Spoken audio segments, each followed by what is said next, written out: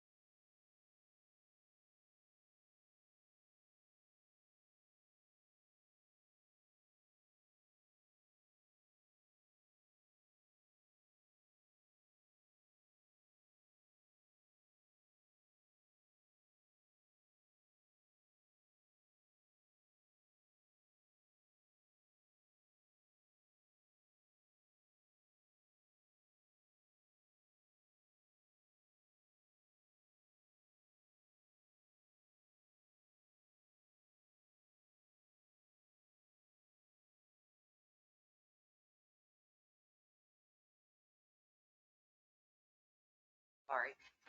Now people can hear me. So starting with lure me in conditional use permit submitted by, I'm going to butcher your name and I'm sorry, Alana Griffith, for residential condominiums on lot 3-C-1 subdivision in the Morgan Minor 4, Township 6 South, Range 1 West, Madison County, within city limits. All right, staff report first. Yes, ma'am. I'm doing double duty up here, so. So the commission's had the staff report. Coming to you live from my home office. What was that? James is live from the home office. Oh, gotcha. Hi, James. So I'm only going to read the conclusion and the conditions of approval, unless you need me to read more. So the conclusion: upon review of this application, the request to allow for residential condos on the subject property is supported by the review criteria and the findings of facts listed below. Should the Ennis Town Commission vote to adopt this staff report as findings of facts and approve the requested conditional use permit, the following conditions would ensure compliance with the review criteria and the appropriate measures to mitigate potential impacts. Conditions of approval. Number 1, residential condos shall be maintained in conformance with the submitted application materials and the site plan as submitted and approved by the Ennis Town Commission. Residential condos shall be implemented in accordance with the minimum bulk and dimensional requirements of the zoning designation, 11-4-3 of the Ennis zoning regulation. A minimum of 14 standard parking are required per standards outlined in section 11.4.10. All required parking and circulation associated with the condos shall meet the applicable design guidelines set forth in the zoning regulations, requiring adequate drainage, parking space delineation, and shall be paved with concrete, asphalt, or approved pavers to control dust and erosion. Code 11.4.10. The water, wastewater treatment, and stormwater drainage system for the condos shall be reviewed and approved by applicable by the Town of Ennis and the Montana Department of Environmental Quality. Number 5, all water and sewer infrastructure shall be constructed in accordance with the Town of Ennis Public Works standards and requirements established in Title 10 of the Ennis Town Code. The project shall include installation and maintenance of landscaping in accordance with the site landscaping plan and the provisions established for vegetative screening in section 11.4.5. Sorry. All exterior lighting shall meet the specifications of 11.4.5 as applicable, which requires cutoff light deflectors or other equipment that directs the light downward and inhibits lateral glare. Any signage on the subject property shall adhere to the applicable standards set forth in sections 11.4.12 through 11.4.17 of the Ennis Town zoning regulations. Trash collection shall be developed and maintained in accordance with the trash enclosure standards established in section 11.4.5. Any fencing on the property shall meet the specifications of 11.4, supposed to be -3C. The right to use an occupancy permit shall be contingent upon the fulfillment of all general or special conditions imposed by the conditional use permit. Permit procedure, definition of condos, submitted by Susie Sprout and Forrest Manville. I handed out tonight a map of the Bower Lane. I think Tony will tell you that possibly the lots are a little bit different, but the Bower Lane remains the same. Yeah, sure, absolutely. I thought I gave you one, but.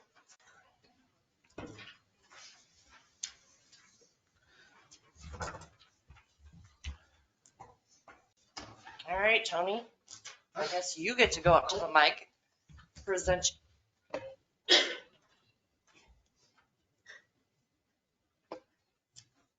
Thank you. Tony Treglia, lure me in. On the screen, Alana Griffin, I just want to thank you for your efforts to get us here. Susie as well, thanks for your efforts to get us here as well. It's basically, I'm looking to convert the existing structure of the Lure Me In into residential units.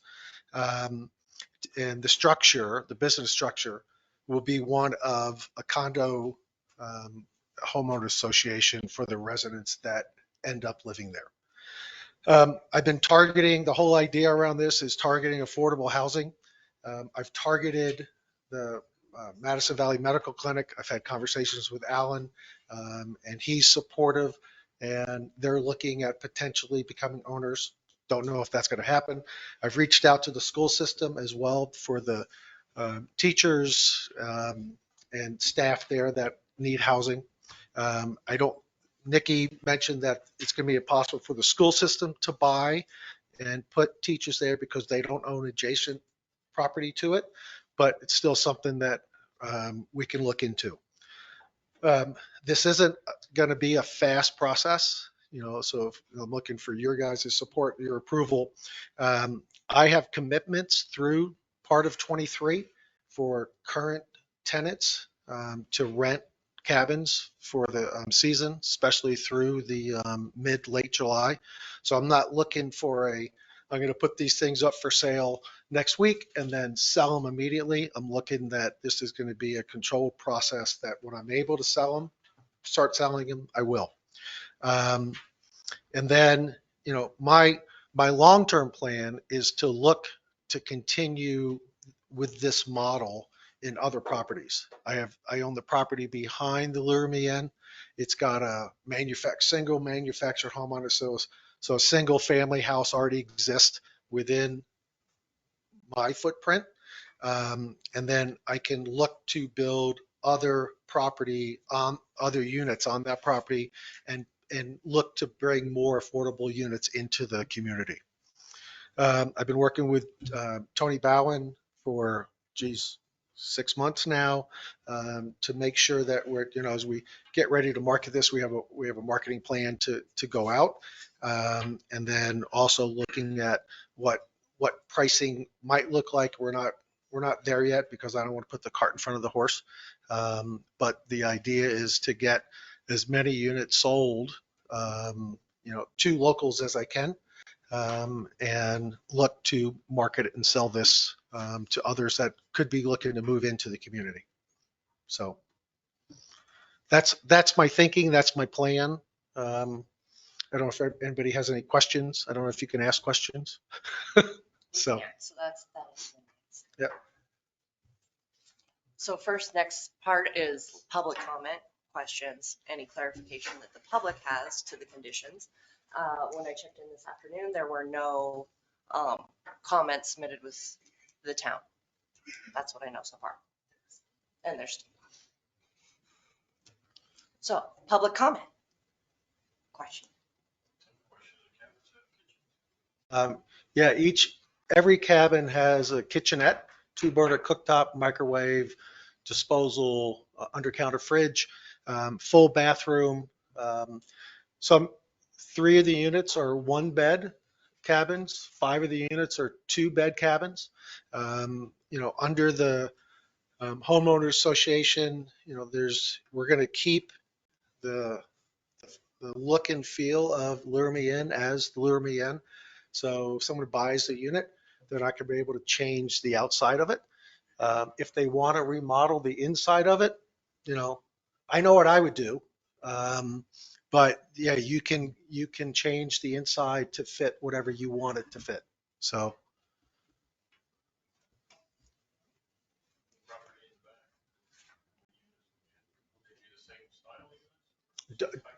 I'm back here on that. I'm focused here.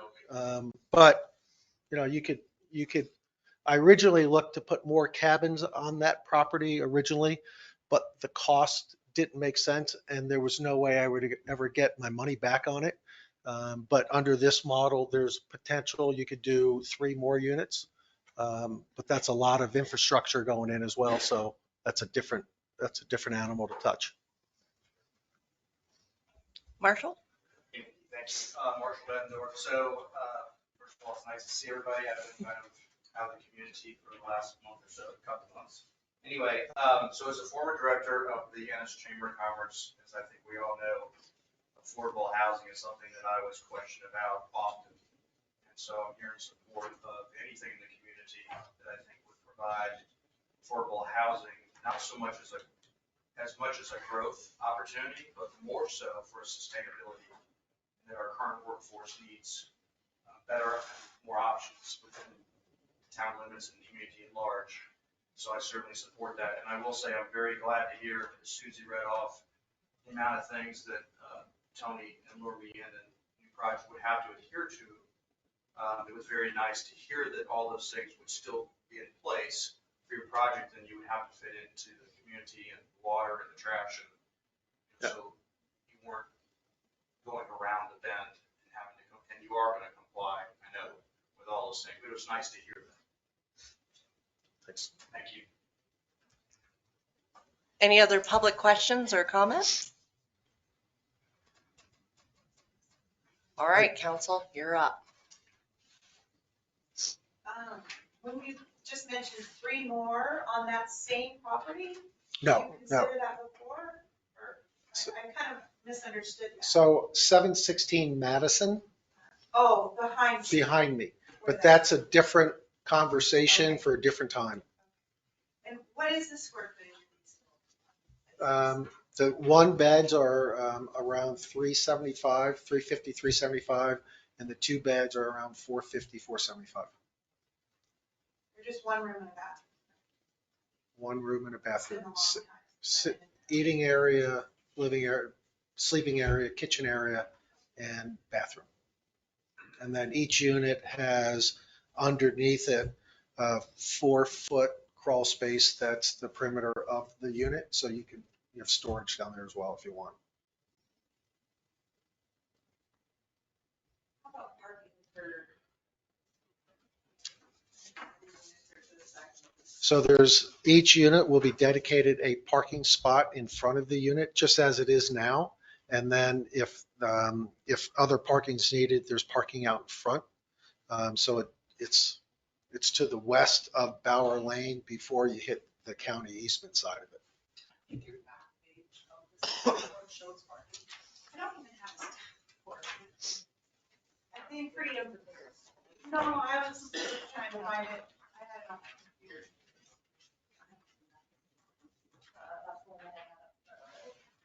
If you want me to print you out another one, I can. Maybe. So it's going to show all, on the handout, it will show X's where the parking is today, where the parking is today. You don't have it. I'm like, Yeah, I'm trying to find this stuff too. I couldn't find it. Yeah, I didn't have anything online. Don't talk till I'm on, because I'm also keeping minutes, okay?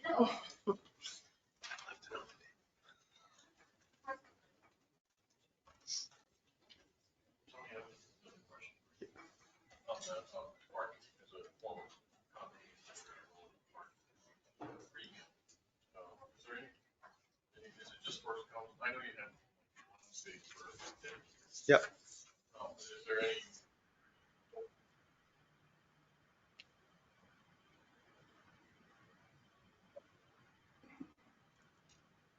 Well, so we can set up the association to say 2 spots, right? We can dedicate spots, but you can't, No, I don't. Corey can one time. well, the homeowner association can enforce it. I'll be running the homeowner association until I'm asked not to by homeowners. But yeah, you can control, you can say you're only allowed up to 2 vehicles. Just like today, right? Guests come in and there might be multiple, someone staying in a 2-bed cabin, 2 guys come in to go fish. They come in 2 cars, one's parking in front, one's parking on, out in the parking, on the west side of Bauer.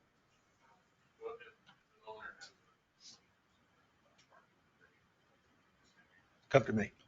Yeah. And the requirements are 1.5 spaces, making the total 14, correct? And there's 16. 16 Yeah. X's. What are these? Is this parking along Bower Lane? Yeah, that's on the west side of Bauer. So it's not on Bauer Lane. There's a push out from the side of Bauer it's where people park today.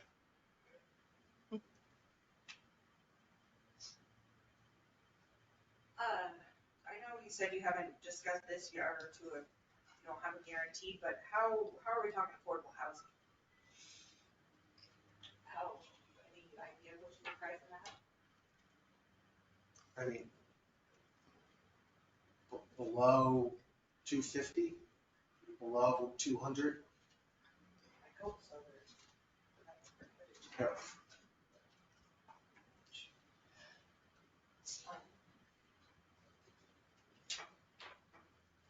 Just for that square footage, you can't even barely have a family in there. Child. Well, again, this isn't, I mean, I'm not looking at, this is going to be for a family, and I don't think it's going to be, it could be a starter for a couple, right? Or an individual. You know, when I go around and talk to people about either guides, people working in any of the businesses, they're all looking for a place to live, right? And so Are you it's gonna allow for short-term rental from your owners? Are they gonna be allowed to? if they want to, they can.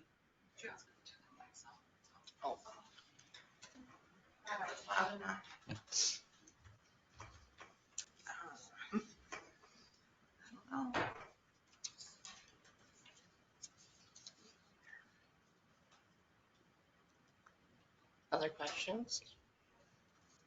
Nikki, can you hear me? Yes, James. Okay, so I do have one question, and I believe Alana, she's going to answer that question, and it's an issue about subdivision approval. I'm getting a little bit of an echo there. Do all the commissioners, do they have their microphones on? Everybody there? Do now. Okay, because we were having some difficulty hearing the questions, but Tony was certainly very clear with his answer, so we kind of knew, I guess, what the questions were. And so the question I had for Alana, and Forrest actually confirmed this, Alana, but I'd like to hear from you as well to explain to the commission and the mayor why subdivision approval is not needed. And that's the first part of the question. And the second part is, would you have any objection to just having that as a condition of approval, assuming that the commission does approve the conditional use permit, that the applicant will demonstrate either subdivision approval or that there was an exemption? So you have the floor. All right. Thank you, everyone. Can you hear me? Yes. All right. Perfect. My name is Alana Griffith. I'm an attorney. I reside up in your favorite hamlet of Big Sky, Montana. And I'm in my office right now. So that's correct. Subdivision, this is one of the exemptions from subdivision, but it doesn't mean that it doesn't need to match, as you said, parking, stormwater drainage, exterior lighting, everything else that the city is going to place upon it. What we do is we will go through a modified kind of review process in order to get what's called a certificate of exemption from the County of Madison. And I've talked to Madison County and I said, where do we put the cart first?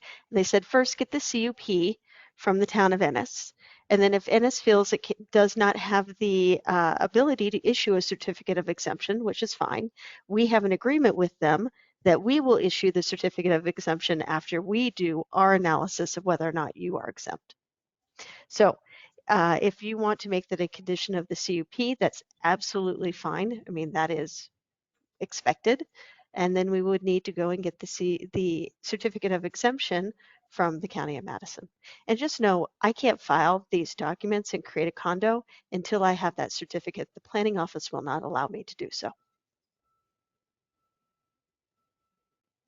So I appreciate that, Alana. And to the commission, Mayor Nikki, Susie, Tony, we confirmed through our consultant, Forrest Mandeville, that that process, which Alana just described, is the process that we should go through. So it'll be my recommendation to the commission that should you approve the conditional use permit tonight, that one of the conditions that you would put in there is that the applicant shall provide a certificate of exemption for subdivision from Madison County or get subdivision approval.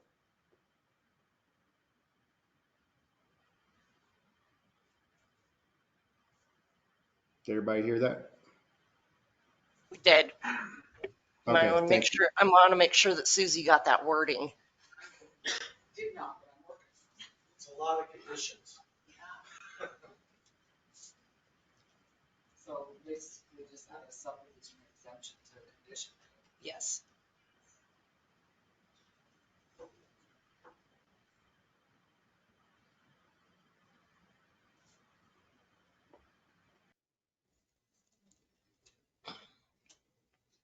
Yeah, I guess my two items, that I had were parking, I guess.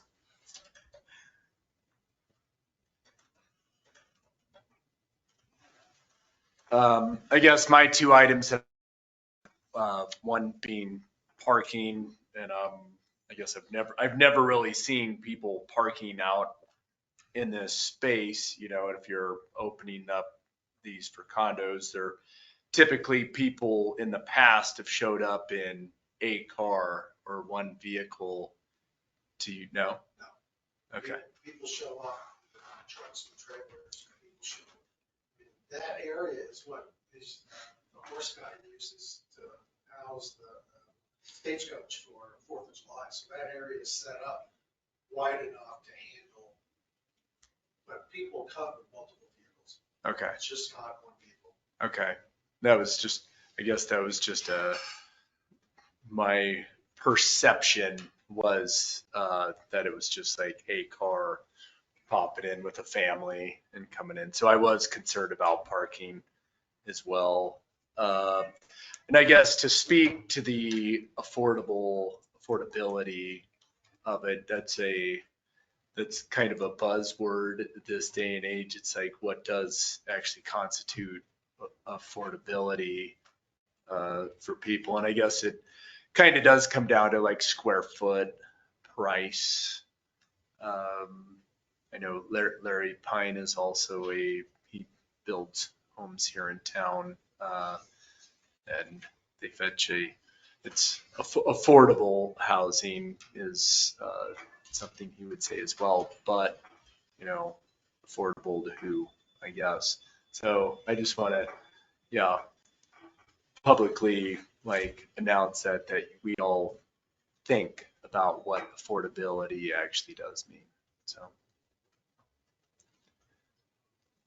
that's all I have.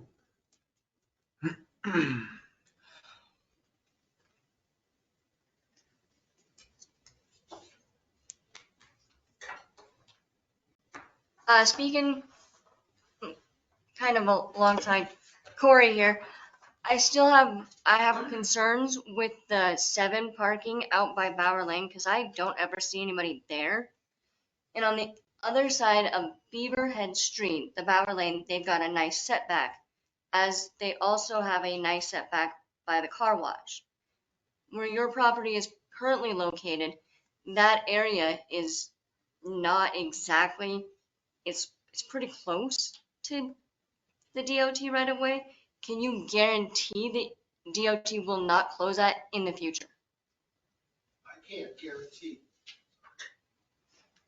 I can't guarantee what DOT will or won't do. I know they won't give me approval to put an access onto 287. But I do know that the property goes up to where our property ends. That's where the parking, because DOT comes and cleans from there to the 287. So I know that when the quilt sale goes on 4th of July, right, we can't put that quilt sign the quilt sale sign into DOT's property, and that's where the gravel ends for Bauer, Okay, or my property ends. okay, thank you. Yeah. And going through the reading of the easement going in for Bauer, right? That's not a community access road. That's designed to give access to homeowners or the landowners and businesses only, right? So that's not a community access road for everybody. That was my next question is, can emergency vehicles get to your property Yeah. should like a fire happen? Oh, absolutely. Yeah. Okay, Yeah. Police have gotten down there easily. okay. Yeah. You can get in and out of Bauer from Armitage or Beaverhead easy. And Bower's a private road. Bauer is an easement, private road that we all own. We're all responsible for. So you maintain the section in front of Lure Me In. I maintain. Body Shop No. does theirs. Body Shop does theirs. I maintain the rest of it. So that, because each person's responsible for their maintenance, Uh-huh. right? But they never use it. So I hire to have gravel. I have it smooth out. I have it plowed for Lure Me In. From the entrance on Beaverhead to the entrance on Armitage, you do the entire? From the entrance on Armitage, because D&D takes care, or not D&D, but Madison Valley Auto takes care of their area. Because they have all the trucks coming in to get to their parking spot for all their damaged cars. So from Madison to Not Madison, from Armitage, yeah. And then he does from Beaverhead in, right? Madison Valley Auto from Beaverhead for their property, yes. That makes sense. So like Mike Delaney owns a piece of property there, right? He doesn't maintain that portion of it because he doesn't use it. And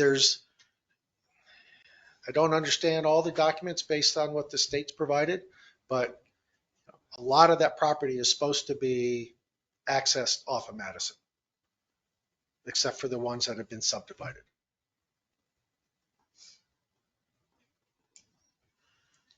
Just out of curiosity, so Highway 287, do you happen to know what the state easement is distance wise? Is it like 70 feet from center of highway to the east? I don't know what it is, but it's on, I think Yeah, Susie I saw handed that out. Yeah, I'm just trying to scale this in my head, but Bower Lane is 30 feet wide, I believe, right, Susie? No. No. Oh, 30 feet. Might be.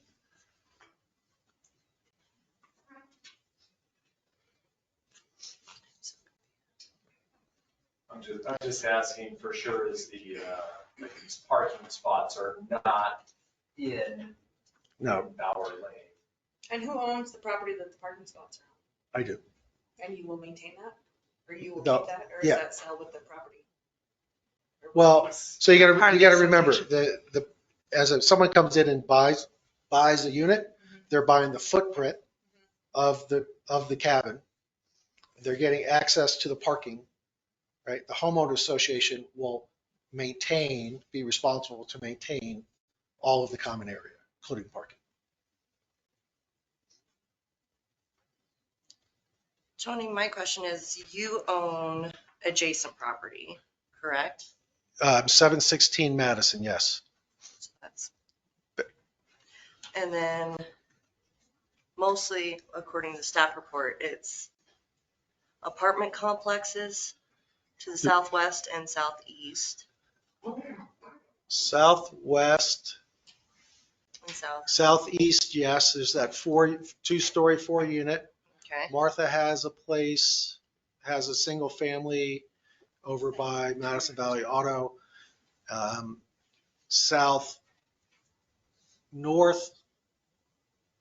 Northwest of me, or north of me is, who's the woman that put that? Yeah, so she owns the unit next to me. So there's empty lots next to me except for the 2-story, 4-bedroom apartment. So any concern about those empty lots with the fact that it is zoned commercial industrial? So at any point, like concrete, it's zoned for big industry. So that's just. Well, there's half an acre on one side, an acre on the other. So it wouldn't be anything large enough to. And you guys would have to approve that. It depends on which one of those industries, because they are permitted uses. There are some permitted uses and they are allowed. We can't just sell that. Right. Other than whatever we did. What- Noise ordinance, but that's it. Susie, what are the permitted for this? I can tell you, you can look at 11.3D1. You want to borrow my book? Yes. Thanks, Carl. Yeah. Thank you. But it's, Hotels Well, are I think the permitted? same thing would be true, right? That there's a hotel there now, mhm. right? So, and there's people living on the south side, right? And all around there on the other side of Madison. Correct. That's why I was making sure that I was reading this right, that there's apartment. Yeah, So apartment they're all and then, right in that same section Yep. anyway. and the other All side of facing Madison. Facing Madison. Mhm. And those are, I don't know, I went over it with you earlier today, but it's. So commercial and industrial. Permitted uses are accessory structures and uses, bowling alleys, contract operation, storage yards, driving establishment, fire, police stations, hotels, motels, restaurants, taverns, packaged liquor stores, lumber and building materials storage yard, building supply yards, sale of cement and concrete products, medical marijuana grow houses and storefronts, painting, plumbing, upholstery, design shops, printing shops, public and private recreational uses, retail stores for the sale of automobile parts and accessories, souvenirs, not including junk, salvage, or automobile wrecking yards, service stations, automobile and truck repair garages, tire stores, tourist information centers, museums, and truck stops. And then conditional uses, there's, which is what Tony's doing. but you said they're an acre and a half acre. Yeah, so Lure Me Inn's on a half acre, 716 is a half acre, Margaret is an acre, Roy Vance is an acre. They're all acres going between me and the post office. Except, and then as you go south of me, person that owns that is half acre. The apartment complex is half acre. I don't know what Martha owns, and then it's Madison Valley Auto Body owns that big structure there, big property. That answered all my questions. Make sure that I was understanding where the other multifamily dwellings were.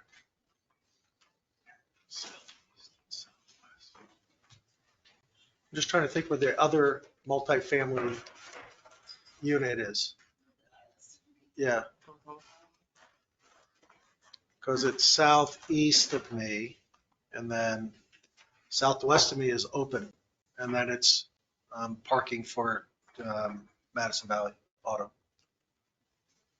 Property to the southwest and southeast are apartment complexes. Southeast is, but there is nothing southwest. That's 287 and the farmland. Property to the west across mountain, across mountain, 287 is unincorporated property. Yep. Property to the east is owned by the applicant. So, I think the southwest just struck out there. I will correct that. Okay. I'm so confused.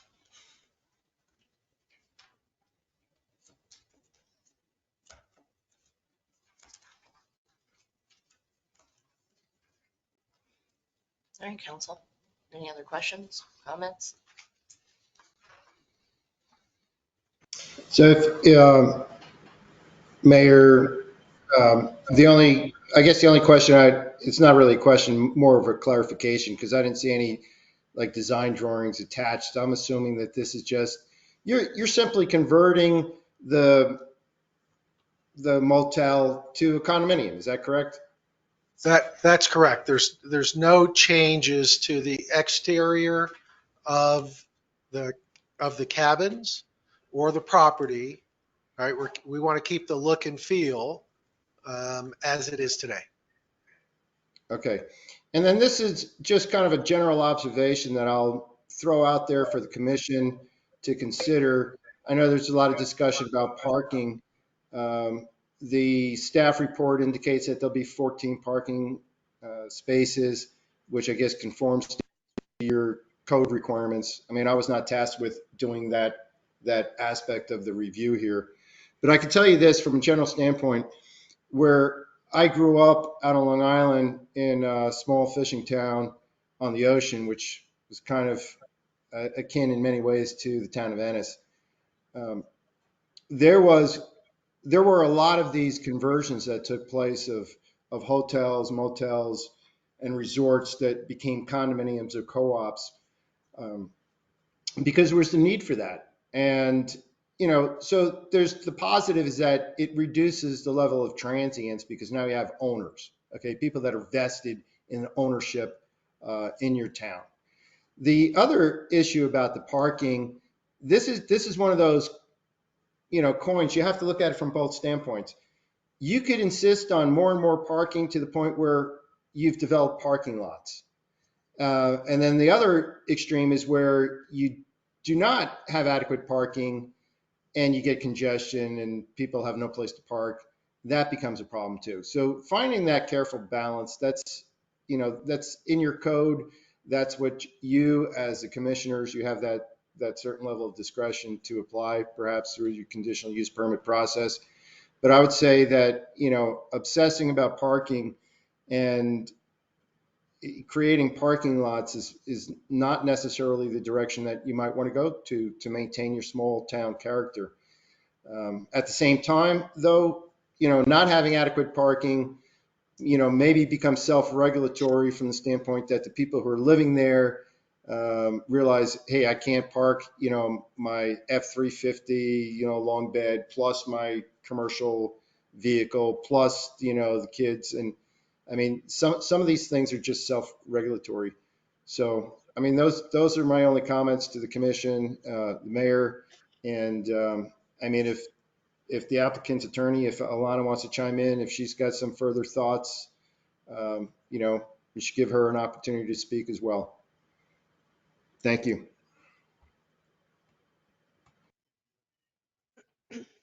Do I have permission to speak? Yes. Okay, sorry. I appear before a lot of commissions and I never know the rules, so I always make sure I'm not stepping on any toes. Um, you know, this is the Montana Constitution allows freedom of use of property unless it's specifically restricted by your rules. So I would just say, look at your rules, see what is allowed and isn't allowed, see if this fits. And I would agree with James. I mean, this is what this is. By its nature, you're talking about affordable housing, right? And by its nature, because of the size of the units, these will be affordable. There's no extra restrictions that will be needed. There's nothing else. They lend itself to affordable housing within the community and the types of affordable housing that your essential services need, your hospital, your teachers. We're doing it up here in Big Sky as well. We're seeing the same stuff. So I'm just helping out in this case. And if you have any questions for me, just ask. Thank you. Mm-hmm.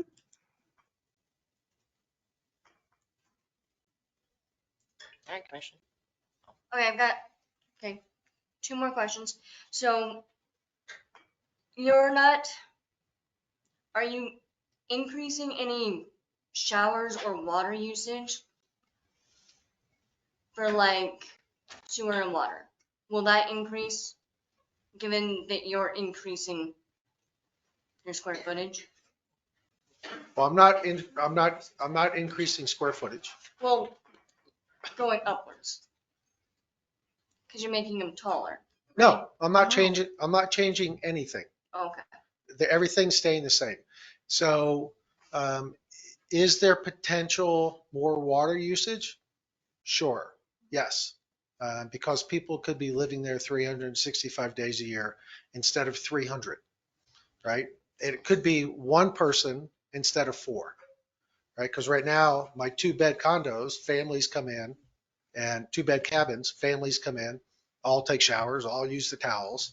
So if one person buys a unit, then the water usage, sewer usage for that cabin could be less, Okay. right? But if someone's there 365 days a year taking a shower in, let's say, in the 1-bedroom cabin, and right now it's 75, 80% full throughout the year, then yeah, there could be some more water and sewer usage.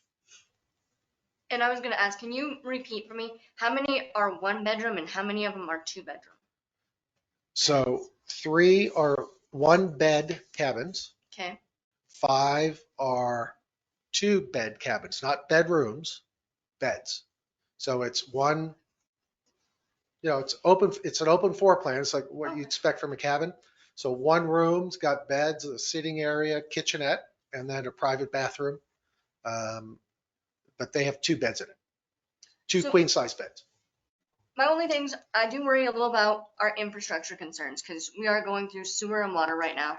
And with all of the increases in all of us approving everything, we just keep approving things, and it's gonna take a toll, because we've got the school coming, we know we've got the hospital coming, and it's not gonna be easy. But the one other thing I do agree with James is that if we do approve this tonight, we do need to get the subdivisional approval not required by the county. Yeah, and that was part of our plan anyway. And Alana had worked through all that. we will have more designs, like, right? Because this is kind of, It's all existing. It's all existing. There's nothing Okay. new. okay.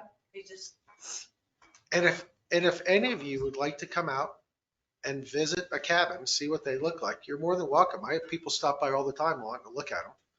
And if any of you want a nice Valentine's getaway weekend or weekday.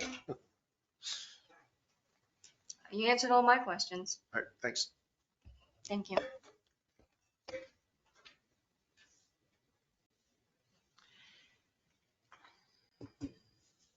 Now it's up to you guys. Motion?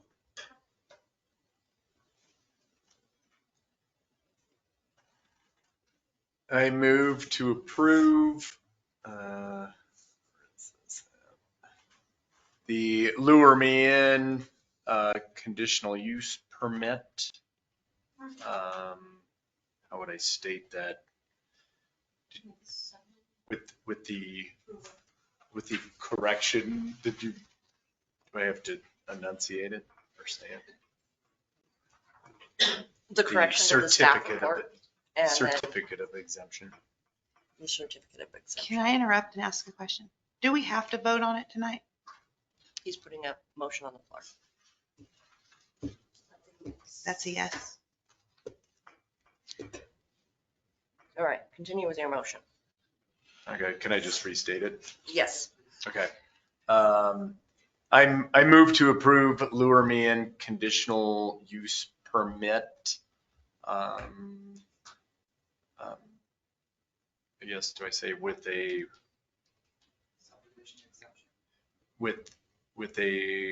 certificate of subdivision?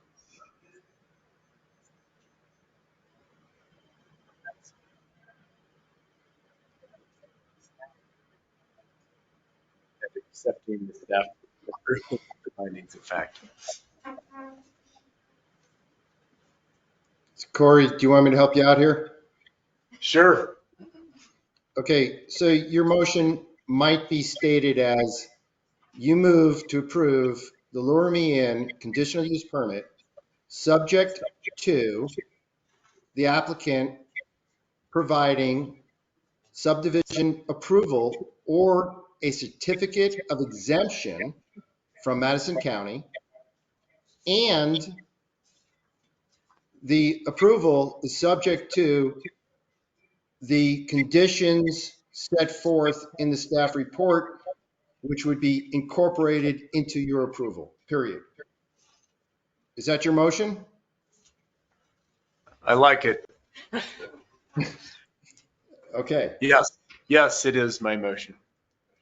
Tina and Christie, if there's not a second, then the motion fails and you can make another motion. Call me Christy. Sorry. There's a motion on the floor. There is a motion on the floor. Second. Is there a second?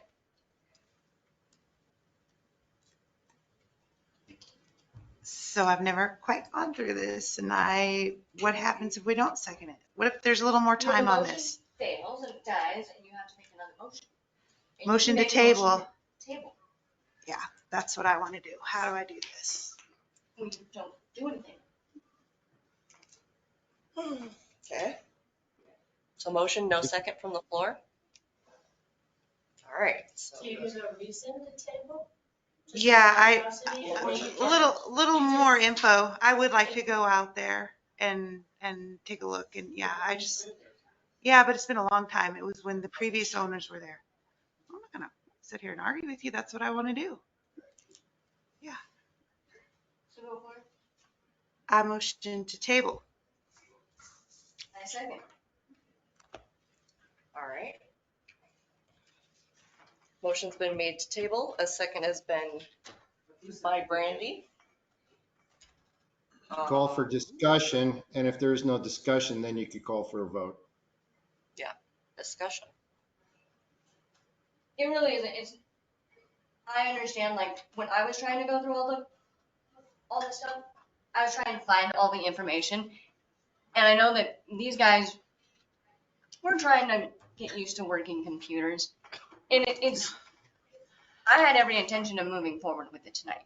But if commissioners don't feel comfortable moving forward, then They vote no. Well, I don't think there's a rush on it, Sure right? there You're is. not. You said you're not going to do anything this year. No, I did not say I said I'm not rushing to get it done. Right. But if I don't have approval, it's going to be delayed another month. It's taken a lot longer to get here in February. I was hoping to be here in December, right? Okay. So Well, and so then what I said is, I still got to do marketing plans. I've got to do all this, but I can't move. I'm not going to move forward until I have approval. So it's just going to delay another month. yeah, I'm just not And comfortable. if you're not supportive of providing housing for locals, I get it, Tina. Oh, no, you know I am. I don't see We've that. talked about Okay, that. sure don't let's see it. not a debate back and forth. Yeah. There's a motion to table it and a second. So any other questions, council? No, you're not. You said your piece about the delay in it. So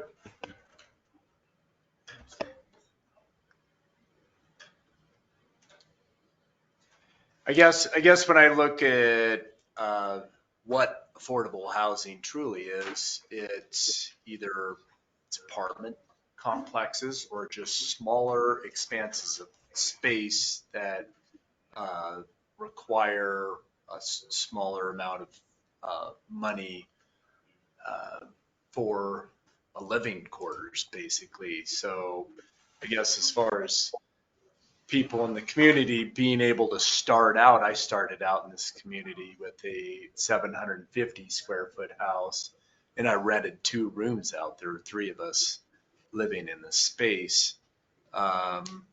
So I'm a huge proponent of smaller is better as far as affordable housing is concerned. And I like the tiny home concept. I know that's kind of like a lot of people are definitely not in favor of stuff like that. I think this is an interesting way to go about it. I think it's kind of good from multiple reasons that were vocalized by the people on the individuals on the internet. So yeah. All right, any other discussion? It's the last call for discussion. I'm in agreement, but I also feel if people are just gonna buy them to do VRBOs, that's what the improvements and solution for housing. And as I've said, my initial marketing has been to Alan at the Madison Valley Medical Center. Right. They're number 1 on the list. Mm-hmm. Schools are number 2. Right. I'm looking for nurse, techs. So that's on a short-term rental. That would be a longer term. No, that's for their employees that can't find a place to live. Or even, you haven't thought of an HOA, I'm sure, but there's Sure I nothing have. in there. Is there anything in there to try to not do, to discourage short-term rentals? Right. I mean, it's tough to do, right? To say, if you want to buy this, you can't rent it. I know, Right. that's where the But crowd's at, my though. marketing is to the hospital and the schools. Right, but right. that's not guaranteed market. It's not, but that's where my marketing has been. That's where I mean, Right, but the Tony's been schools part of have this it. from the beginning, Mhm. right? Alana's been part of this from the beginning because I she's understand that, but we supportive of, haven't, so I'm still learning. right? So Yeah, I don't.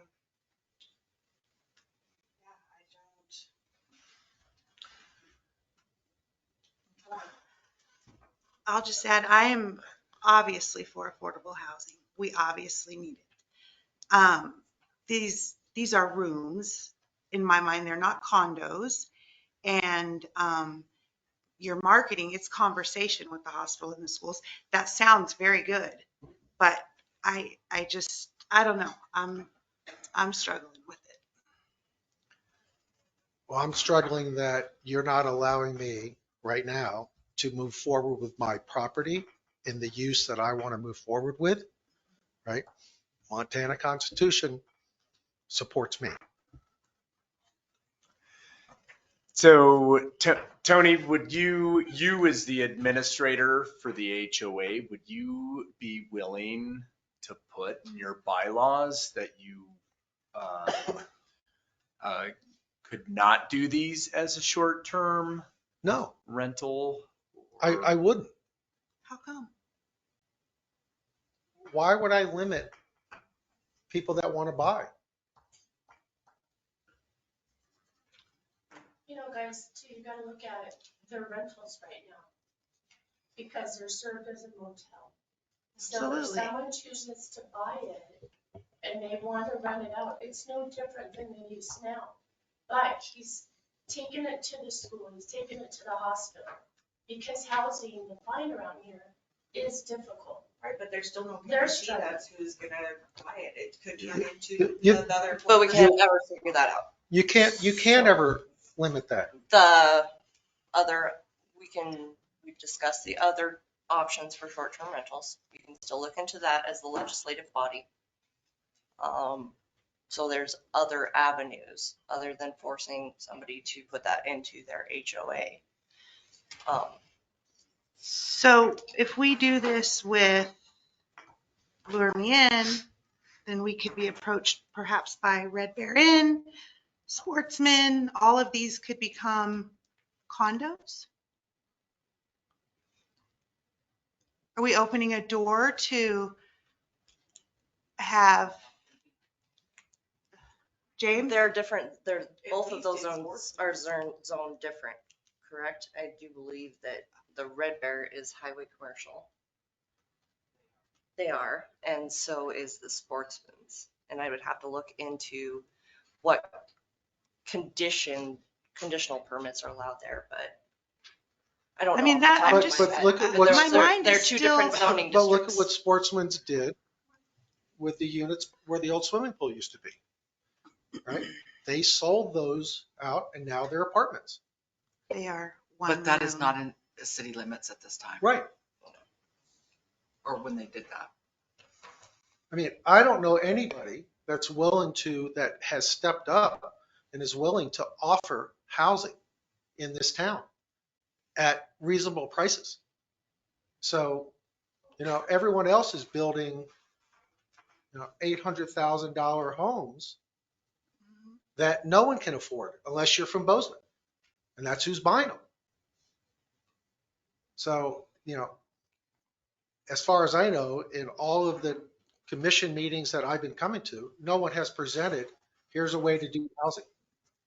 May I say something? Sure. And I don't, okay. So you are correct. I'm just going to throw it out there. Under the current model, some could go to short-term rental. But for example, I represent, and you probably saw it in the Bozeman Chronicle today if you read it, Outlaw Partners. And they just got the approval to turn the Bronkin Distributing Center into condos. And as part of that, they are doing a certain amount of units as affordable housing. Typically, you can't you're not allowed, or it's not seen as a really good way of doing business as a city, of forcing a developer to do all of his or her property as affordable. This will certainly have at least a number of those be affordable, just like what's happening with Brunken, because of the nature of what my client is doing and how he is approaching this as a sale. And because he has me, and I am a proponent of affordable housing, I do pro bono work for the Big Sky Housing Trust, which is why I wanted to work on this project. We really are going to sell to locals to get a foot in the door. That's really what Anthony wants to do. But to say that every single unit needs to be sold that way and there needs to be a prohibition in the condo unit would be unfair, I think. Not even Bozeman does that with their affordable housing and TIF funding. They do a certain percentage. In the case with Outlaw, they're building, I think, I can't remember, but we're doing 10% as affordable housing. And they're only able to do that because they have that in their code. So I just wanted to throw that out there. All right. Still a motion on the floor. Corey, are you familiar with the average cost of square foot is in Ennis?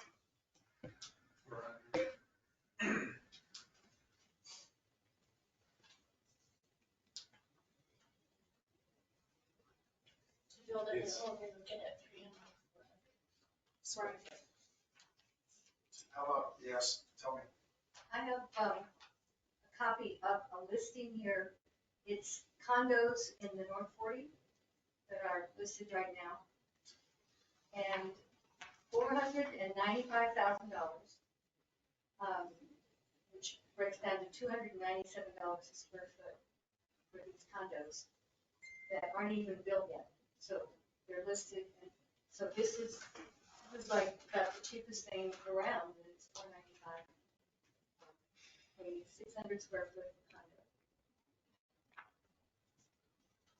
But it's a brand new build, more square footage than what we're looking at. Cost per square foot, if you're, I mean, obviously we can't tell you what you're gonna list it for, but it just still seems high. Market's changing, that's not part of the factor. I mean. All right, I still have to go back to there's a motion on the floor. She made it, so you're first. Tabled.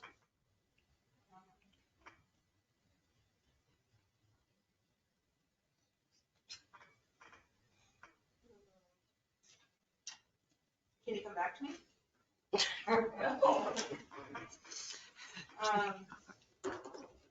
mean, I'm glad you're advocating for the town and for low income or for affordable housing, but we take it, it's not a question.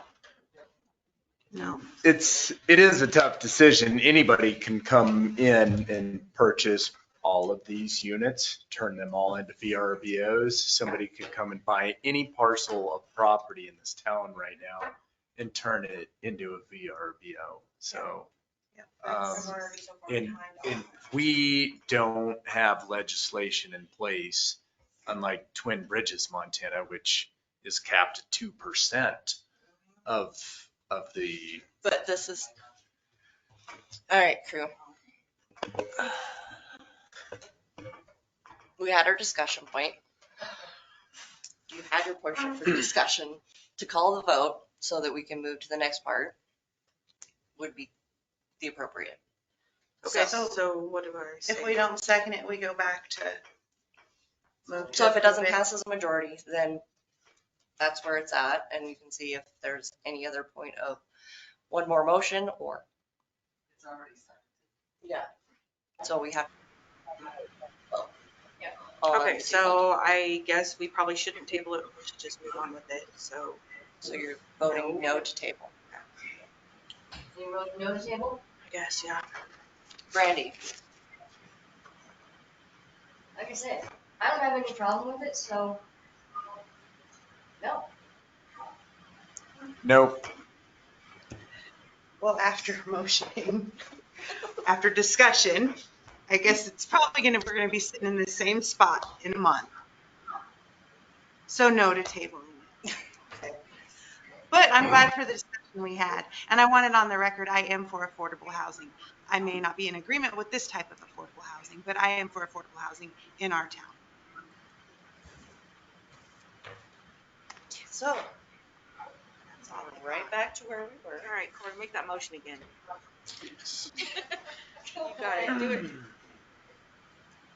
I move to approve the Lure Me In conditional use permit, subject to the applicant providing a certificate of exemption issued from Madison County, also to include the findings of, or Staff. the staff report and finding in the staff, well, it's findings of fact within the staff. Is that it? Second. We have to, well, technically new motion again. So now you have to go discussion. Second call for discussion. Thank you for, dealing with us. It's the last call for discussion. All right, call it then. Randy, you're Aye. Aye. Aye. motion carries. Approved. You have a copy, correct, of the staff report and the conditions there with, correct? Yes. Okay.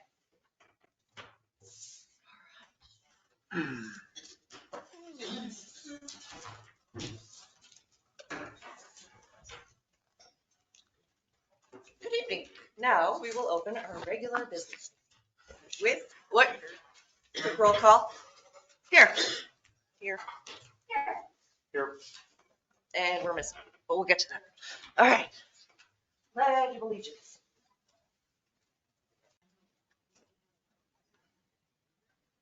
Pledge of allegiance.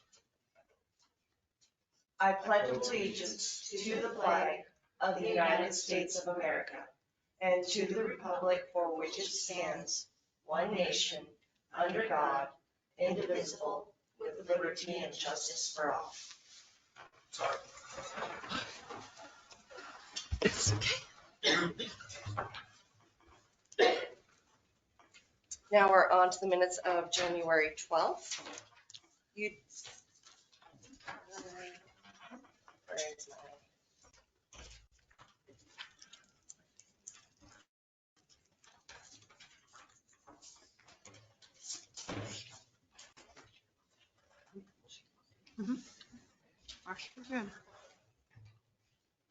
Motion.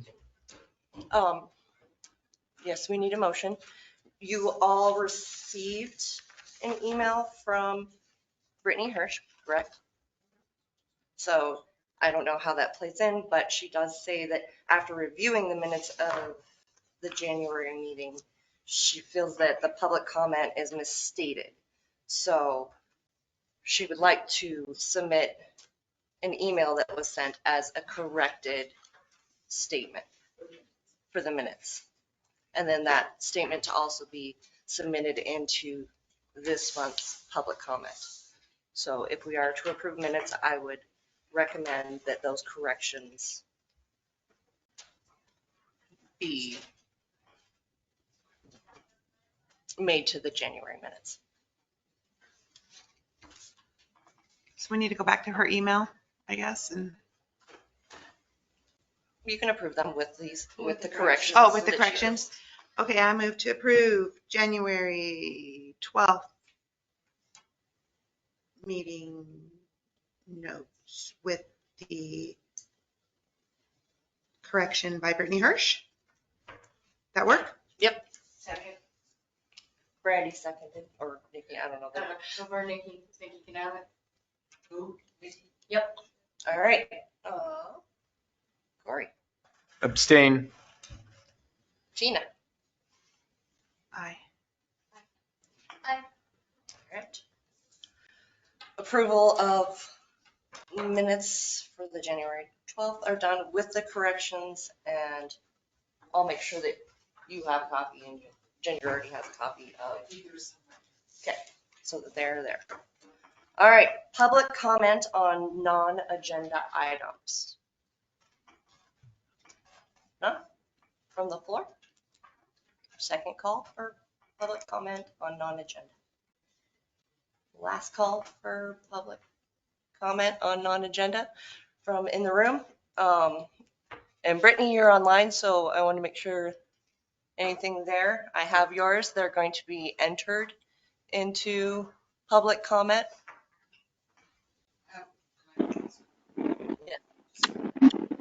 Yes, that is great. Thank you for accepting that and making sure that the record is accurate. All right, thank you. What did you have? So with the correction of the minutes, on this printout that Ginger left, oh, it's here. Never mind. She had the 3 attachments. I just wondered if it included those. Her attachments, as well as her email.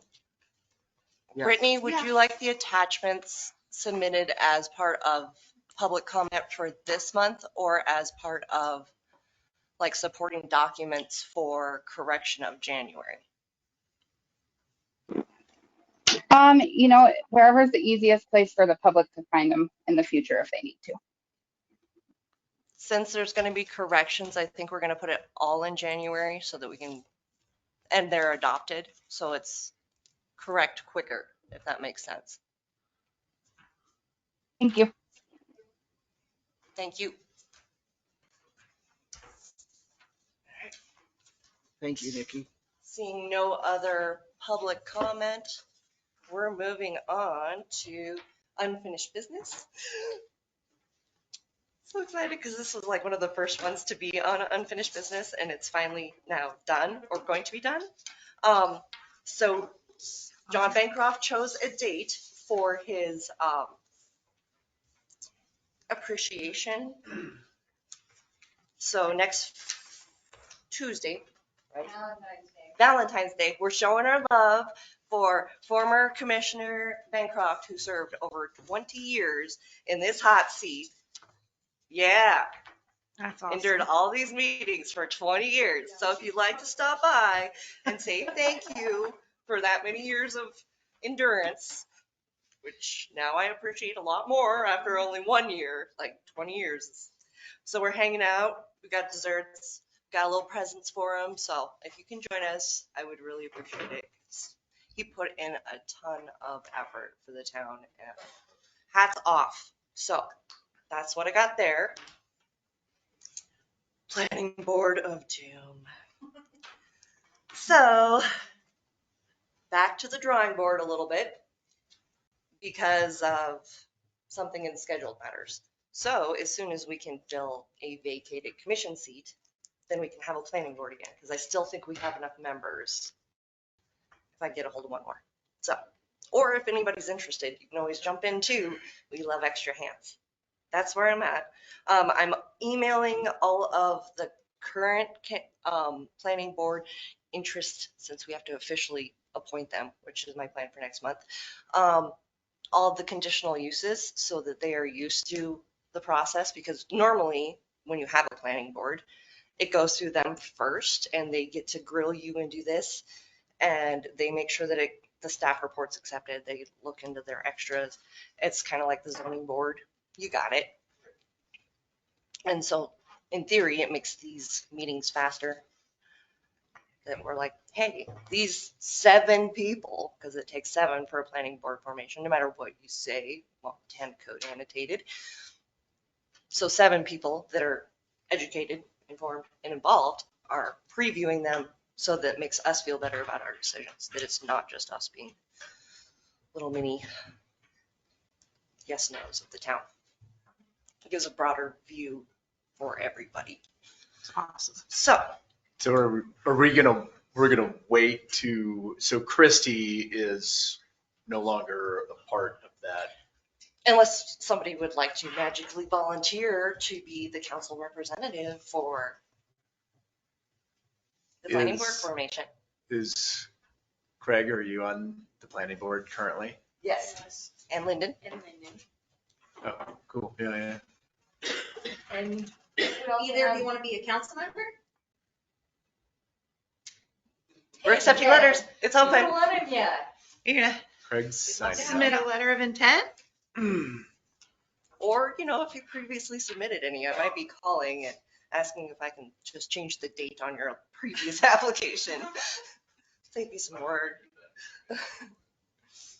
All right, so that's where it's at. So there are 2 more conditional uses coming up in March, correct? That staff reports are almost complete for. So as soon as I have those, you will get that out, and then planning board will also get it. I got a lot of feedback back and forth, and I really appreciated that from Jerry, you, and that's where I'm at. So if said person in the back row submits to become a commissioner, town commissioner, Yes. does that person need to step down from the planning board? No. No, not necessarily. We need No, not. a council member on that board. So he'll Christy she was on the planning board and also our commissioner representative. So. We would just You have to have find 7, somebody and it else has to to be replace. very specific 7, so. Next year, not this legislative session, but on my next one, I was actually going to talk to Montana League and the planners and say, hey, for these planning boards, maybe you should look at a tiered system, because it's a lot different for Billings to have 7 than Ennis to have 7. And it says 7, and I'm like, 7's kind of a stretch for these little itty bitty towns, but we'll get there.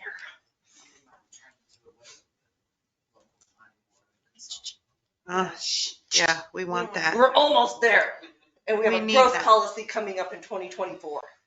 Yeah.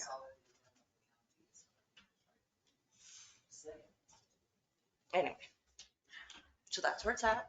That's what I know. As soon as I get them, you guys did get the conditional use, right? Yes. Okay. We're almost there.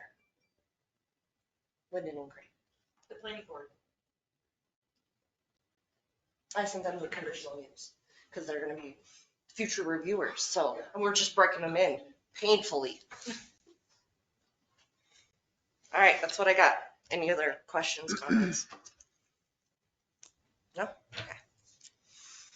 Scheduled matters. So we received a letter of resignation from Commissioner Ranson.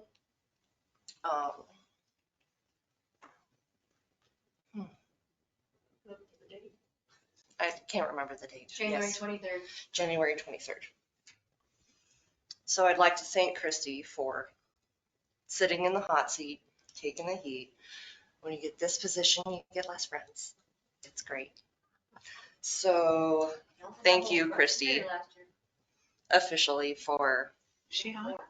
no, but she might, get bored sometime and want to relive old memories and watch the YouTube videos. So thank you officially, Christy, for sitting in the hot seat and participating in local government. So she is also stepping down from the planning board then as well. Well, we picked her as, The council representative. yeah, so She therefore. could actually. So she stay could on. reapply for a different position, but it cannot be as the commission representative. Okay, but she's not included in your 7 No. currently. So we're short one. No. We're not? Well, we would have an opening if the person that takes her seat has no interest in being on. No. Yes, How does that then work? it would have to be one of you. So we're still good for numbers. That's where we're at. So with that resignation, there is an open spot that is for the rest of Christie's term, which is through this year. Elections will be in November. So, And she has 1 more year. yes, you and Christy and Tina's position are They're all up at the same time? up at the same time. Jeez. So it's 3 and then 2 You're stuck and then for another 3 3. and then 2. So it has been posted in the paper that we are looking for a commission.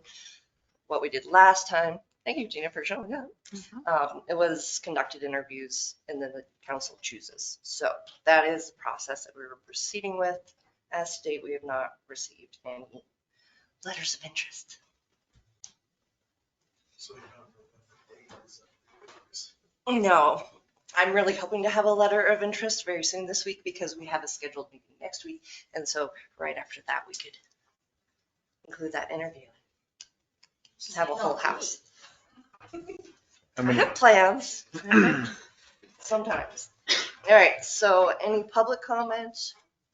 Because I should officially call for that since it's on the agenda.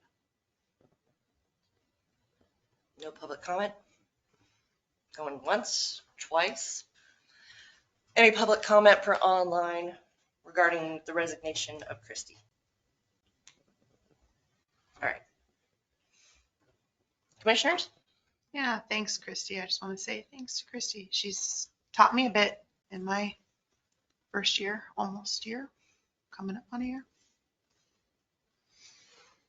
This last one wasn't bad. The year before, they had it rough. Of course, like I was there for that too. Yeah, we all were. Thanks, Corey. You didn't make it easy on you. Corey, you look like you were in. oh, I was just gonna say, Christy was a very vocal individual on the council, and I think it's important, that we are all very vocal on this stuff and do our homework for it. I just recently came back from vacation in Vietnam, and they have very few options for what they're going to do with their lives or their days, and we have every option under the sun. So we need to appreciate that, I guess, is all I got to say. So. All right, closing the resignation of Christy Ranson on under scheduled matters. Next item of business is resolution 587-2023, a resolution for disposal of unused property.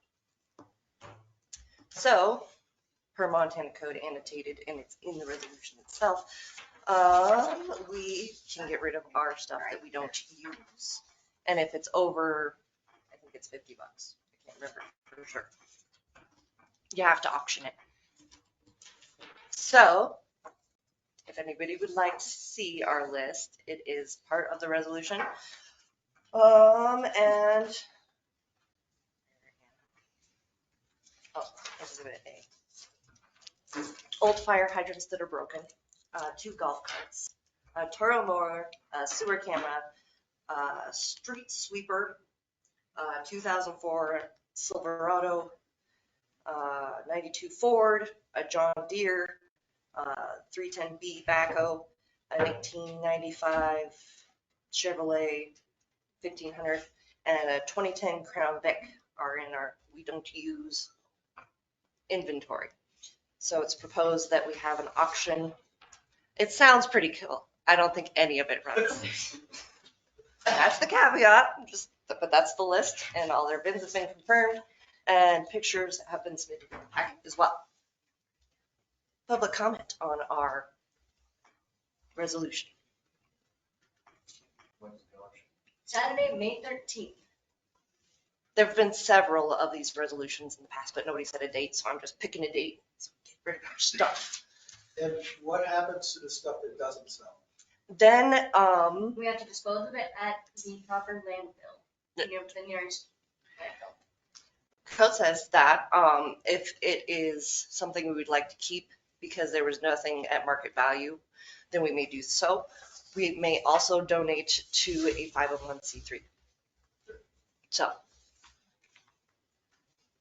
I already contacted members of the Lions Club and said, hey, we're having an auction this day. You may end up with some extra stuff after we're done. So, and I spoke with Mr. Lovelace. I'll give you the date when I know for sure so that we don't have auctions at the same time. But that's the plan. All right, any other questions? Comments? Last call for public comment. Commission? Get her done. I'm just really excited. I just got a trailer. I move to approve resolution number 587-2023, a resolution for disposal of unused property. Second. All right, motion and second. Any other discussion? Good with the list? Okay, then I'm gonna call a vote. I can't remember where I was at. Actually, No, it was Nikki. Oh. Brandy. Aye. aye. All right. Motion carries for resolution 587-2023. So that I have it all in one packet. So, May 13th. Would you like some stuff that doesn't run? We have it.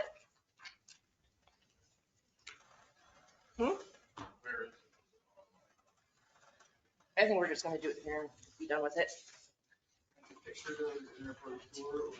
What? A picture for the packet. Eric's list. The Crown Vic though is not in my pictures. It's currently over at D&D. Unmovable. We'll have to get it over here. For the sale.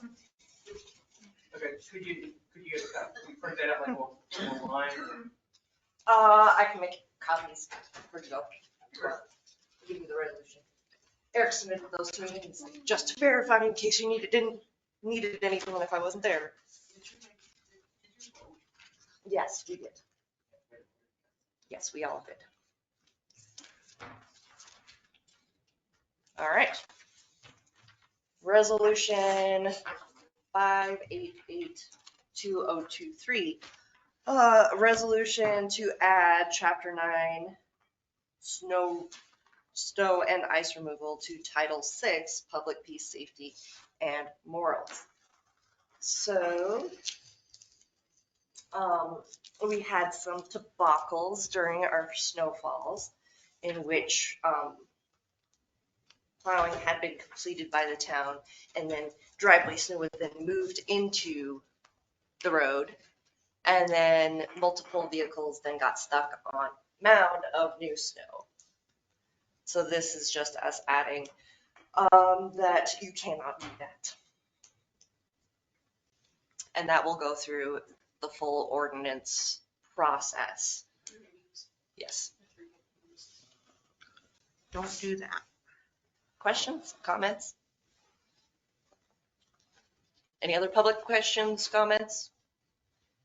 Or if you'd like to read it. Just so I'm clear, so the snow from your driveway. Right. Yes. And it also states in here that it can't be piled in such a manner that you can't see at like intersections or an alley. That would be the vision of a driver or a vehicle approaching a street, alley, or driveway intersection with another vehicle travel area. Yeah. I don't know if you've driven in Bozeman. Sometimes you want something really tall. Big snow drifts. Any other questions, comments? Okay. Do we have to make a motion since it's a board? Yes. This is just the prequel. Remember, we do the prequel and then we do first reading, second reading as they make the ordinance. I make a motion to approve the resolution 588-2023, resolution intent by the town of Ennis to add Chapter 9 to Title 6 Public Peace, Safety, and Morals. Second. All right. Any other discussion, guys? From commission? Are we gonna enforce it evenly? Yes. Who's going to enforce it? That's why we have law enforcement. Gotcha. Okay. Just like we get a phone call when we have our snow Well, I plows. was just gonna ask, so, 'cause I understand, like, we had some issues or whatever, but when were there complaints filed? Do we receive a bunch of complaints or anything in order to issue us creating an ordinance or a resolution? I mean, I honestly thought this was already in there. But it's not. I know, obviously. It is not in there. And I thought it was just Call me At some practice. point, we have to go, that actually could be a safety factor. I don't ever think about it. I drive a truck that will go over anything somebody shoved in the road. If I wanted to get my Grand Prix out for the winter, probably not going to make it that well after somebody puts them out in the middle of it. And so, yes, several vehicles were stuck. And with those, then we had to go replow and get people unstuck. That's what I know. Any other question, comment? All right, then I'm calling the vote. Brandy. Aye. Aye. All right, then we'll start towards more public hearings. We love them.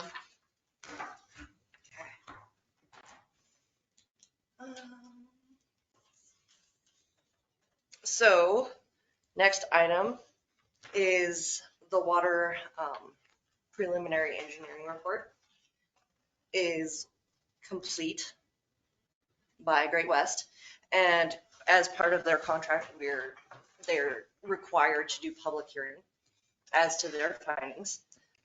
These reports have to be done every 10 years for a municipality to be eligible for grants, loans.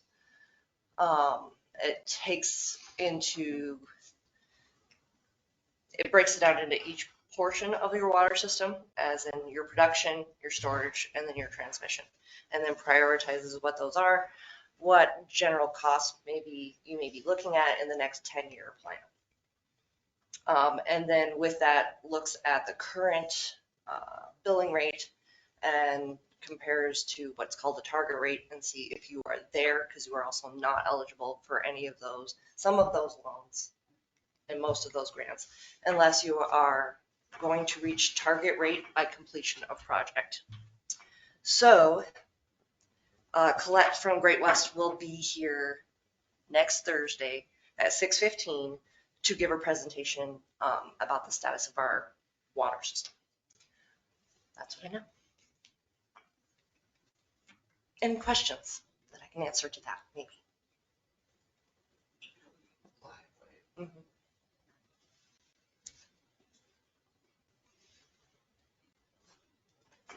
All right. Any questions from online? All right, last call for public comment, questions. Commission? All good? Is water still $48 a month right now? 52?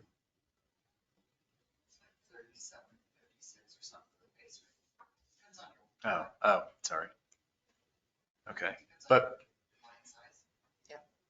okay, but we can't legally move our rates up without this report. We need it right now, correct? You have to do the report, and then there's very specific requirements from Montana code on water rates.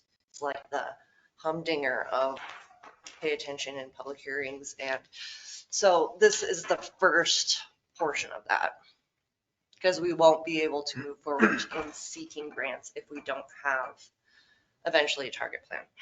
I have not put together a resolution yet, as I'm waiting to see exactly what Colette's is. And we worked through a couple little nuances in utility billing that we have currently. They're on my list. Little minor adjustments and some resolutions that need to be made before they go back to Black Mountain software. So that's what I know. But regardless, we have been pushing to increase our water and sewer rates for years, since I've been on for 4.5 years, almost 4.8 years. And I feel like we've been trying to do it the entire time. So, and it's just one of those things that keeps, we gotta move forward on this as fast as possible. And Eric and I have already been working on the next portion of resolution. Rural Water's been working with us. So it'll be hopefully less painful than I was anticipating, but we're there. It's on my agenda for this year, even though I have a full annual agenda done. But yeah, that is one of those things that we're going to tackle this year and complete that. And remember, that's not going to be like, oh, we're jumping from this base rate to this base rate. That's why we needed to know what our projects were for the next 10 years and know that we had to read that target rate by completion of projects. So we can increment things out, but we needed to know what it was so that we could figure out where we needed to increment over what kind of time period. If it was, oh man, we have to come up with that all in the next year, that wouldn't be so great. With a 10-year plan, then we should be good. All right. So, siding water report next Thursday. But that was almost a year in the making. Yeah, it's a year in the making. So that's last year's project, come all the way around. And then we've also contracted them to do the wastewater, but we put this as our top priority, knowing that there was less capacity water-wise as to lagoon-wise. So next we get to do the other side of it, the in and then the out. All right, annual audit is scheduled for the week of February 20th. That's what I know. For the budget. The state audit, not state audit. What? It's our audit. Our audit. Annual, always happens every year. It does, it's late this year, and I think you said it was because, I actually don't know exactly what word to use, but there was some, They were prioritizing the towns that had larger grant. maybe that was it, something to do with grants. We normally have it in September, October, so this is our last year's one. Yeah. And last year it was even later. It was in March last year. And it was, so I sat in for part of it. Went, okay. Asked as many questions as I could. So that's what I know. And then of course we always get an official report. Those are always at the front and available for review. And with that, we're looking at recommendations and then forming a strategic plan after recommendations. So that's what I know there. Any questions? Questions from anybody online? All right. Who is doing the audit? Is it still the same company that's been doing it Yes. Wait, how many years have they been doing ours? Yeah. The same company the whole time? Mm-hmm.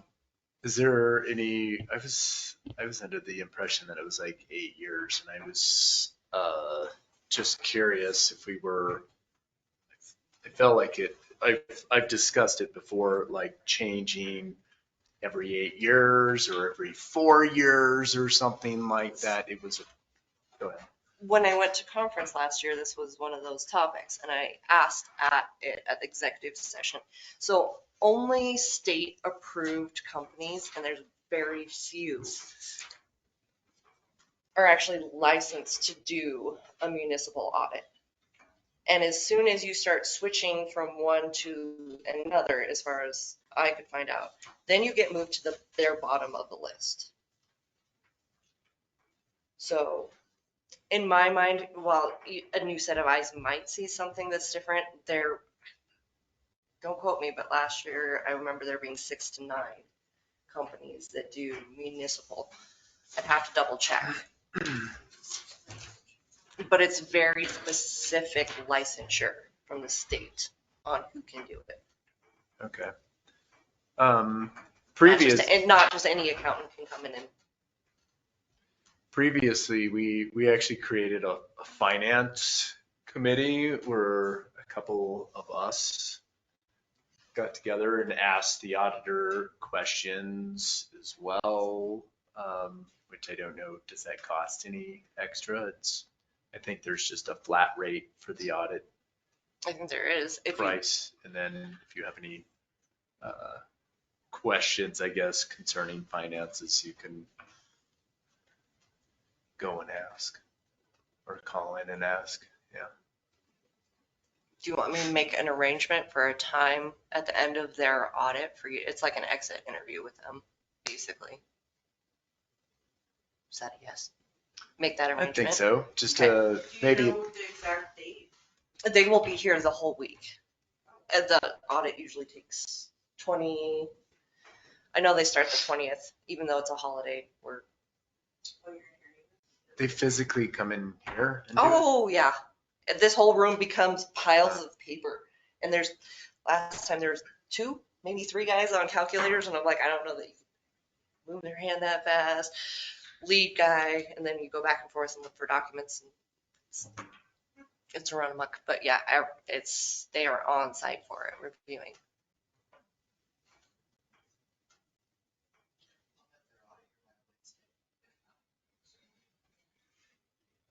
I don't remember how long it took last. They left on Thursday last time, but yeah. And I thought I had to be here for the whole thing, and then I was like, I don't know what I'm doing. I'm just sitting here watching you shuffle paper back and forth until it came down to any discrepancies. And I mean, we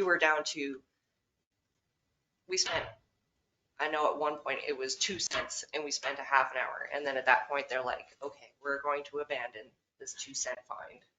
But they really do hunt for down to.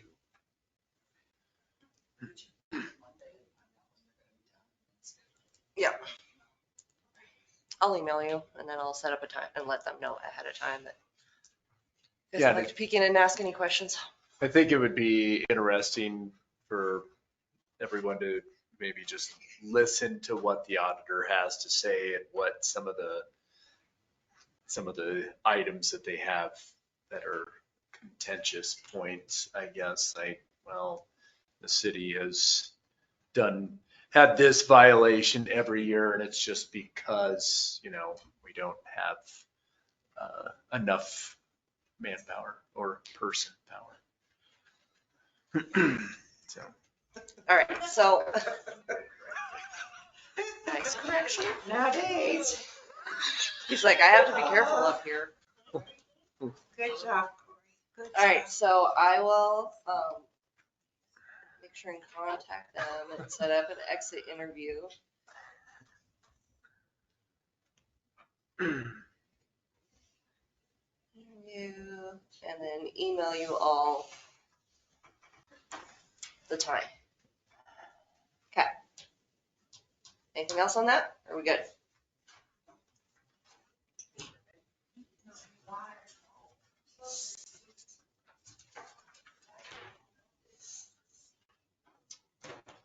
Now we are on to department reports. I don't know what happened to Karen. She's not feeling well. Okay. She asked me to say a couple things. I don't know if I say that now or in my Yep. commissioner comments. Okay. Do it, if she had stuff for you to say, do it under her library report. Okay. We met on Friday.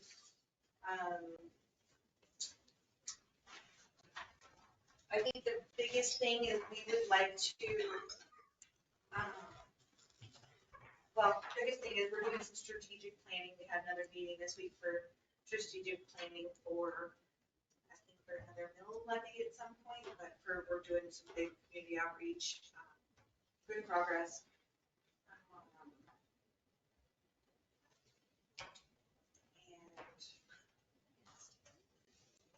And then we were also wondering if we could budget in or have a work session at some point in March to look at budget a little bit earlier. I talked to Karen. Oh, okay. Especially regarding, there's a addition of the part-time position that became available. So I approved running the ad for that position in-house and public at the same time. And Karen gave me a projected 23, 24 on that cost increase. And I kind of preliminarily approved. I mean, you guys get final budget say, but I didn't see enough of a difference that we couldn't probably make something somewhere work. So I said, go ahead, find and conquer. So she's gonna run the ad and give me.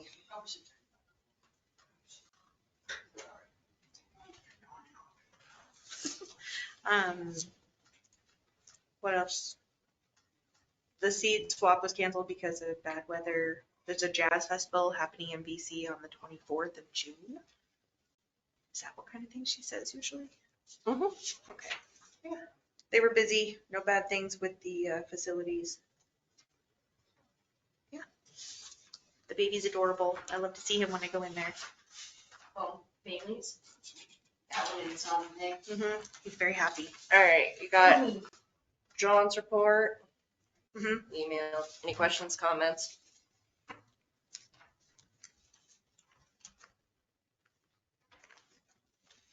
Public Works.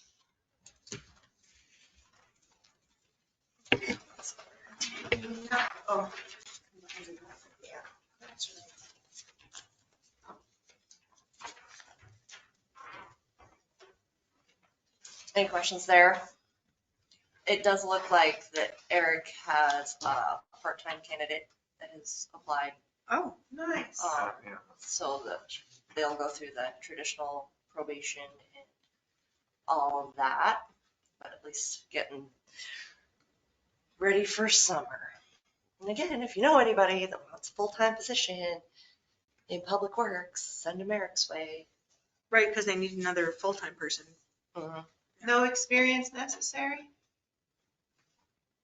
I'm sure there's a lot of training that we can We can put in for various. Yeah. I don't think he had any special note that I was supposed to say.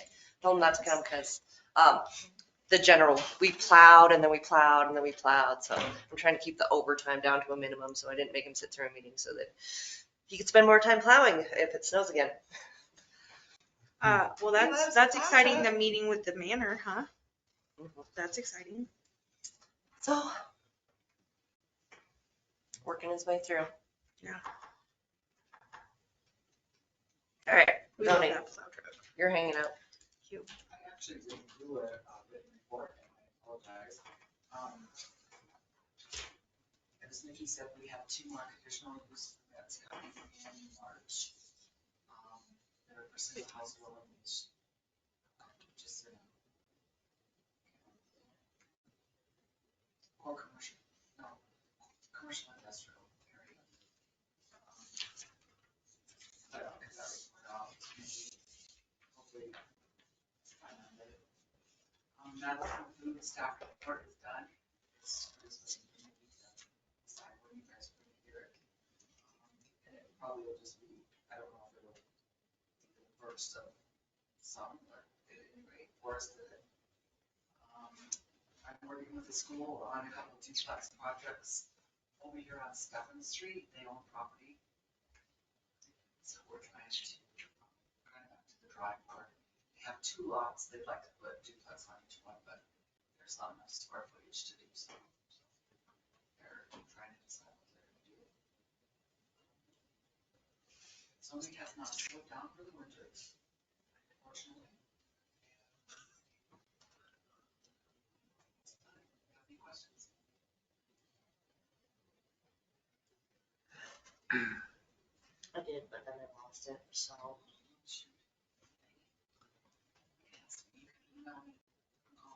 Yeah, I will. It was a follow-up on something we did, and I can't remember what it was. Could the school at least do like a triplex? Oh, They have enough square footage to do a triplex, but I think possibly they've ordered a duplex already. It's a modular, I believe. Oh, So, Oh, but maybe duplex in a single unit or something, yes. something like that. Yes. Probably bigger than 350 square feet. all right, anything else from zoning? That's what I can think of. Clerks, you have Ginger's report.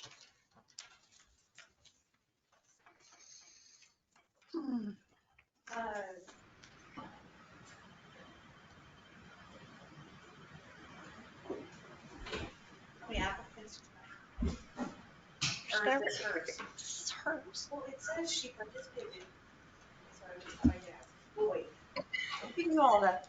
participate in review. I'll give you my update when we're there. He's ready. He's ready for his legal. Where's the puppy? She's All on the right. floor. You didn't All show right. us. Big. Oh, she just lifted her head up. I'll show you in a second.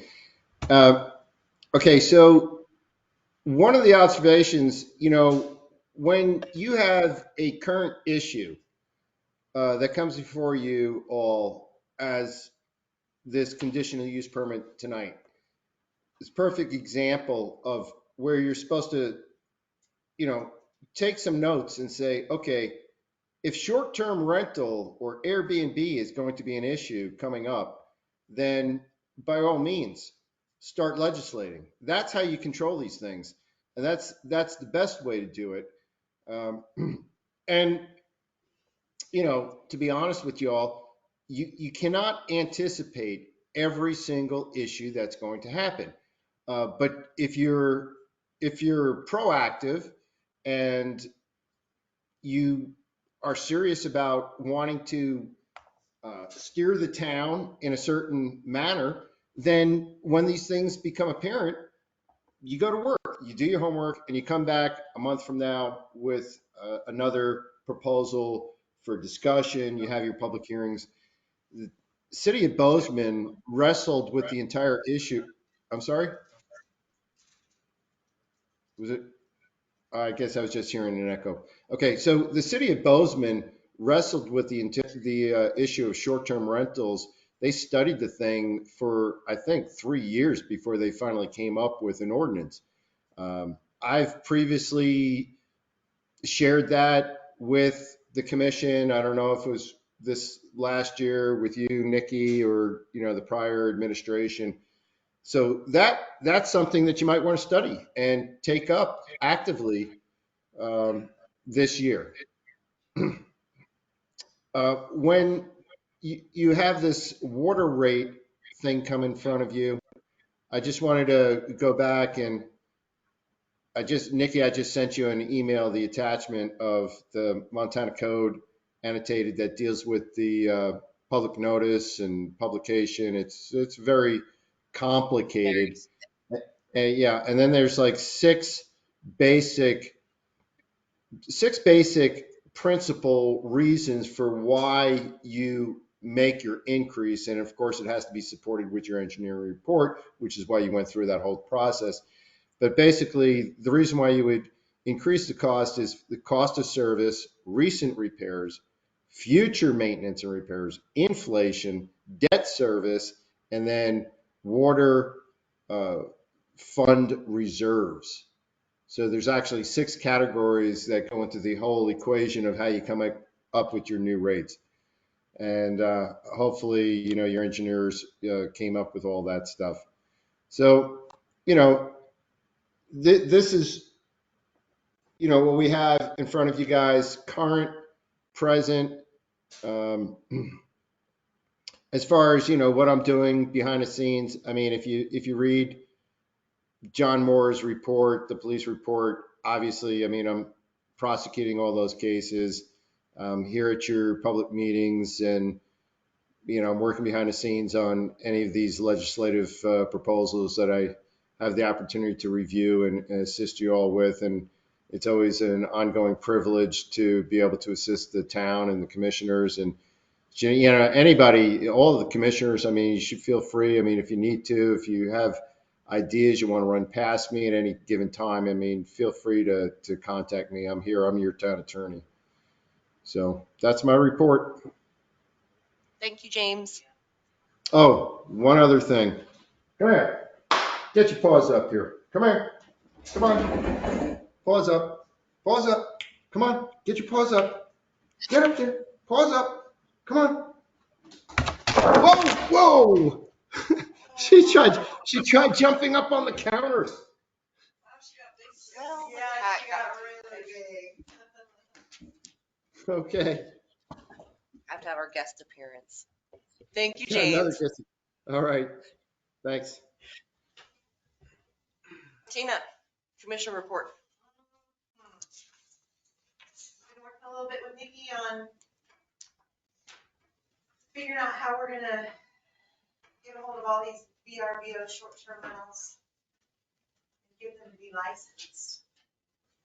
I listed all the business licenses for town. There is some duplicates. But Ginger explained that all to me. But we only have 6 of all the VRBOs in this county. Only 6 are licensed. And we gotta go after it. So that's kind of, I don't know, we're still kind of helping through it. He's working on a letter. We talked about we can send out a letter with something else. When we do the lead service line inventory. And when is that? I know Eric was planning on starting that in the summer session when everybody's actually here, when all of the residents are more likely to be here. Mhm.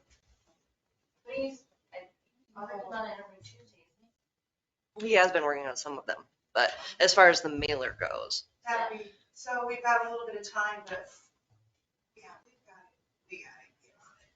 And then who told me? Maybe Maria's looking into, because when they did the master plan. So- Did you tell me that or Maria told me that the other day? letter right here. Oh. So it had been mentioned that during the master plan, they had looked at and given an estimated number. I put this on Maria's plate, didn't get all my stuff done. So she contacted Nora and Nora said that they did not specifically identify any short-term rentals, Airbnbs or etc. No specific properties were identified. They did an internet search and estimated numbers to include in their report.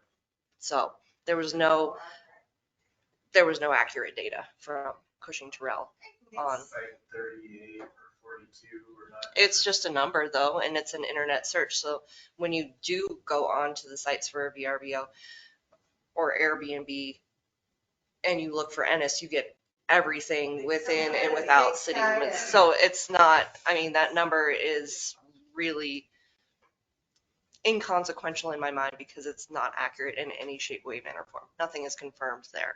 But we should be able to reach out to one of those companies or to the state and have them give us. Yes. They are supposed to be, yes.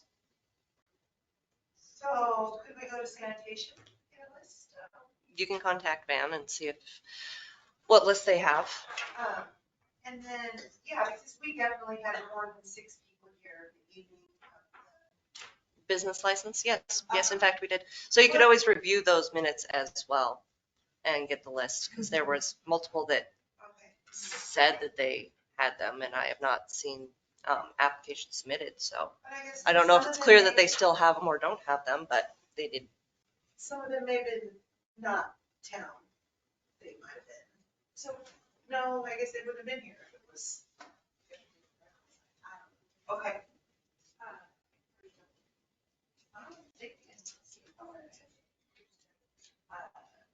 When we send out these letters, is it gonna go to whoever's living at that residence, or is it gonna go to the actual owner if they live out of town? It depends on how you send a letter. What letter are you Property sending? owner, right, it goes to, you need to make sure it goes to the property owner, not just the tenants, right? And we have a way to do that. We can look on cadastral and see who actually owns whatever property if you can figure out the Well, Eric, VRBO location. This is just gonna be a blanket letter to the whole town, isn't it? Or are we point? What's this wee letter that you're talking about? This letter, because last time we said we should write, we need to write a letter, give them a chance to get into compliance. If they don't, then we have something to enforce. And if you want to put the whole thing in the paper, I'm willing to put an ad in to make sure that we get a response. And then we can also post that on our town website and our social media as well. Yeah, okay, that's what I was talking about that a little bit too. Oh, yeah, okay, that makes sense. And even if I speak right now to that, like just, so ultimately a separate committee, does this constitute a committee or does it have? Well, we should check it with them, they can't, like, they're doing it, so I can't. Right. Do Yeah. you want to? What's that? Do you want to? Do you want? I think it'd be a great idea for anything we're trying to do. We have to, Yeah. even resort tax for that matter, you have to assemble a group of interested individuals or identify affected businesses like hotel and motel owners, or these are their competitors, and they're not incurring that tax like you guys pay out. I don't know how you feel about VRBOs, but Yeah, so got resort tax in, we'll have a conversation. yeah. Until then. Because they're actually, GRBOs and hotel, two different types of clientele. They're really apples and oranges, they're not. But are you thinking of just doing like a blanket, this is like your license for the year, or you want to tax every person you get money from? We've established that for the first time, they were required to have a business license, which wasn't required before 2022. And to date, we've only received 6 only 6 have completed the forms.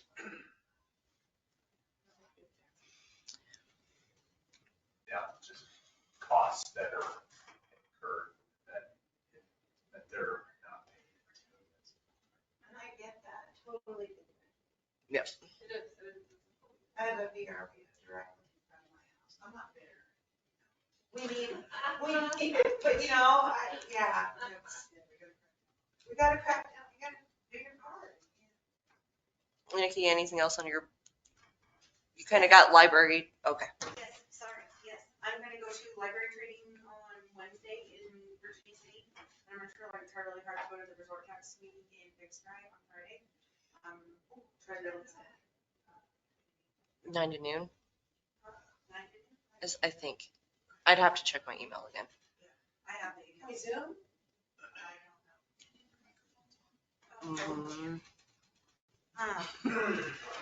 So you're going to the library meeting in Virginia City on Wednesday. I think it's Wednesday. And then I'm going to try really hard to go to the resort tax meeting that we were invited to go to in Big Sky. And yes, Tina and I have been working really hard. So when we come to like agreements and stuff, are we supposed to put that on the agenda again to change the resolution? Like if I have some ideas that we should do, like I think we really need to try and put a cap on it. I know that we're already exceeded that, but short-term rental, sorry, I didn't. Thank you. I was like, happy. Sorry. Yeah, so for the short-term rental, I think we need to cap that at a certain amount of, and make sure that nothing is transferable with anything. So when we have better pinpoints that we want to bring up to you and to the council, do we ask you to put that on the agenda? Mhm. Okay. Okay. And you can contact James if you need, or I'm around on Mondays to help you with a resolution. So Okay. a resolution is kind of your base, and this is what you found, and this is your supporting documents. Okay. And then you find if you want to do that via creating ordinance, and then where that ordinance fits in our book. If it's as a portion of business license, as if it's, some towns have approached those in a matter of zoning, like they're restricted from certain zoning areas. There's different ways to look at it. So James knows quite a few. I'm sure if you wanted me to, I can ask Forrest after he's probably done with legislation, because he will know what other towns have it in their zoning portion and how they've approached it. Or you can look at Twin, and you can always contact Twin and ask for their resolution on how they did theirs. Yeah, I got some really great information. It just gets so confusing when you like to look at a whitefish. That's all in their zoning, and that is like blows my mind. Okay, I think that's all I have. All right, Randy. Well, I definitely want to help with that one, because that was something that we brought up at the last meeting, that we wanted to work on VRBOs. Or James, we had mentioned that in the last meeting, like we're actively pursuing this now. when we had legislation. And the other downside with, it is a downside, because I've gone to a couple of meetings a long time ago, where there are not enough hotel rooms available for the number of tourists that we have in the middle of the summer. So now if we're adding in a bunch of VRBOs, it just takes away from the housing for the people. And you guys are at max capacity most of the time. And we'll be losing another hotel again. Because we already lost the Riverside. Silvertip. That's, yeah, that. And I don't know how much the Riverside does. Does anybody? Oh, they're busy. Are they? Cool. Yeah. And I'm glad that he's gonna do it through 2023. That's cool. Part of. Yeah, part Part of. Do what through 2023? He's gonna rent out his rooms, his hotel, the Lurmy Inn. Oh. So it won't fully be. So we'll have some hotel for the summer. And that I don't really have anything. That's all I have. Corey. I guess continuing to speak on short-term rentals, it's, I've had my own personal business. I've had to acquire another house for employee housing, trailer for employee housing, and ultimately that's what the short-term rental market kind of takes away from town. It kind of forces schools, hospitals, small business to have to provide their own housing. So that's kind of the concept. I'm just vocalizing right now what the issue is with it, and the fact that, Twin Bridges just put a 2% cap. No more than 2% of the homes in the town of Twin Bridges can be a VRB or a short-term rental. They all have to be long-term rental, and that just ensures that we have places for our people, our workers, to live here in town. What else do I have? I was gone during the month of January, and it sounds like you guys kind of going back to more legislation. Going back to, I don't know if even necessarily just food truck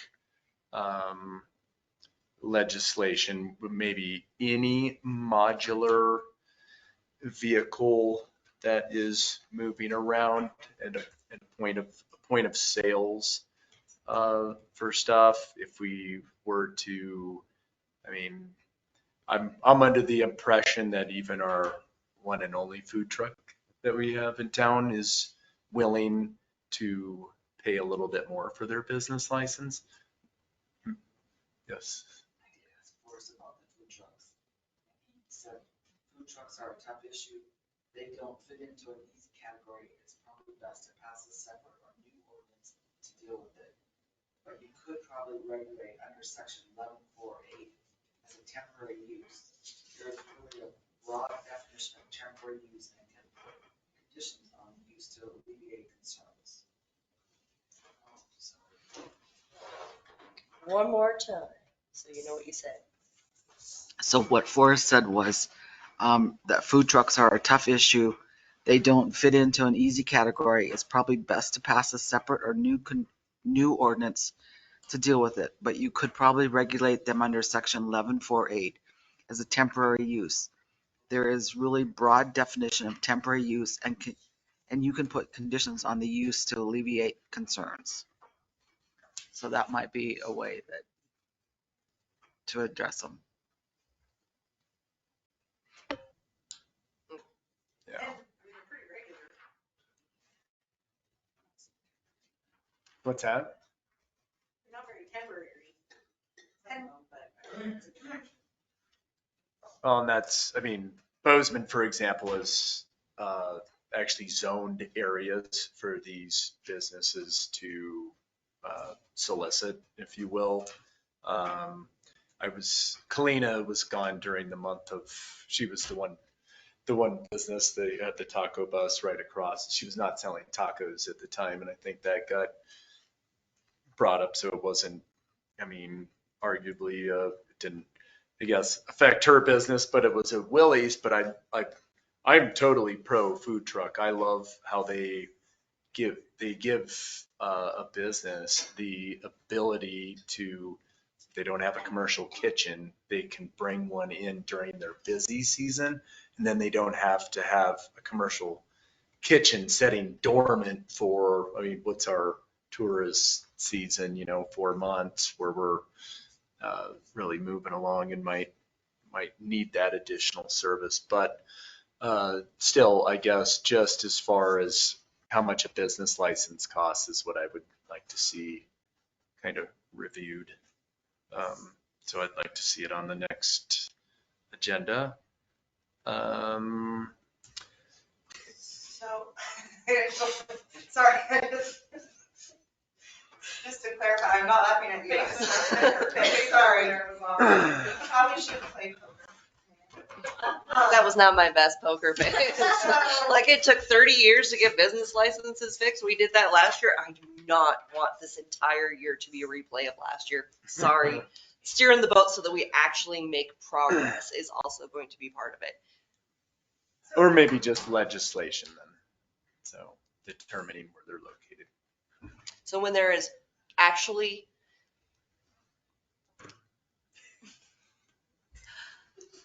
technically, as my position, I am to oversee staff, right? I am to ensure contracts, etc., etc. I am not a Legislator. Thank you. So therefore, technically, I should not be writing legislation and ordinance.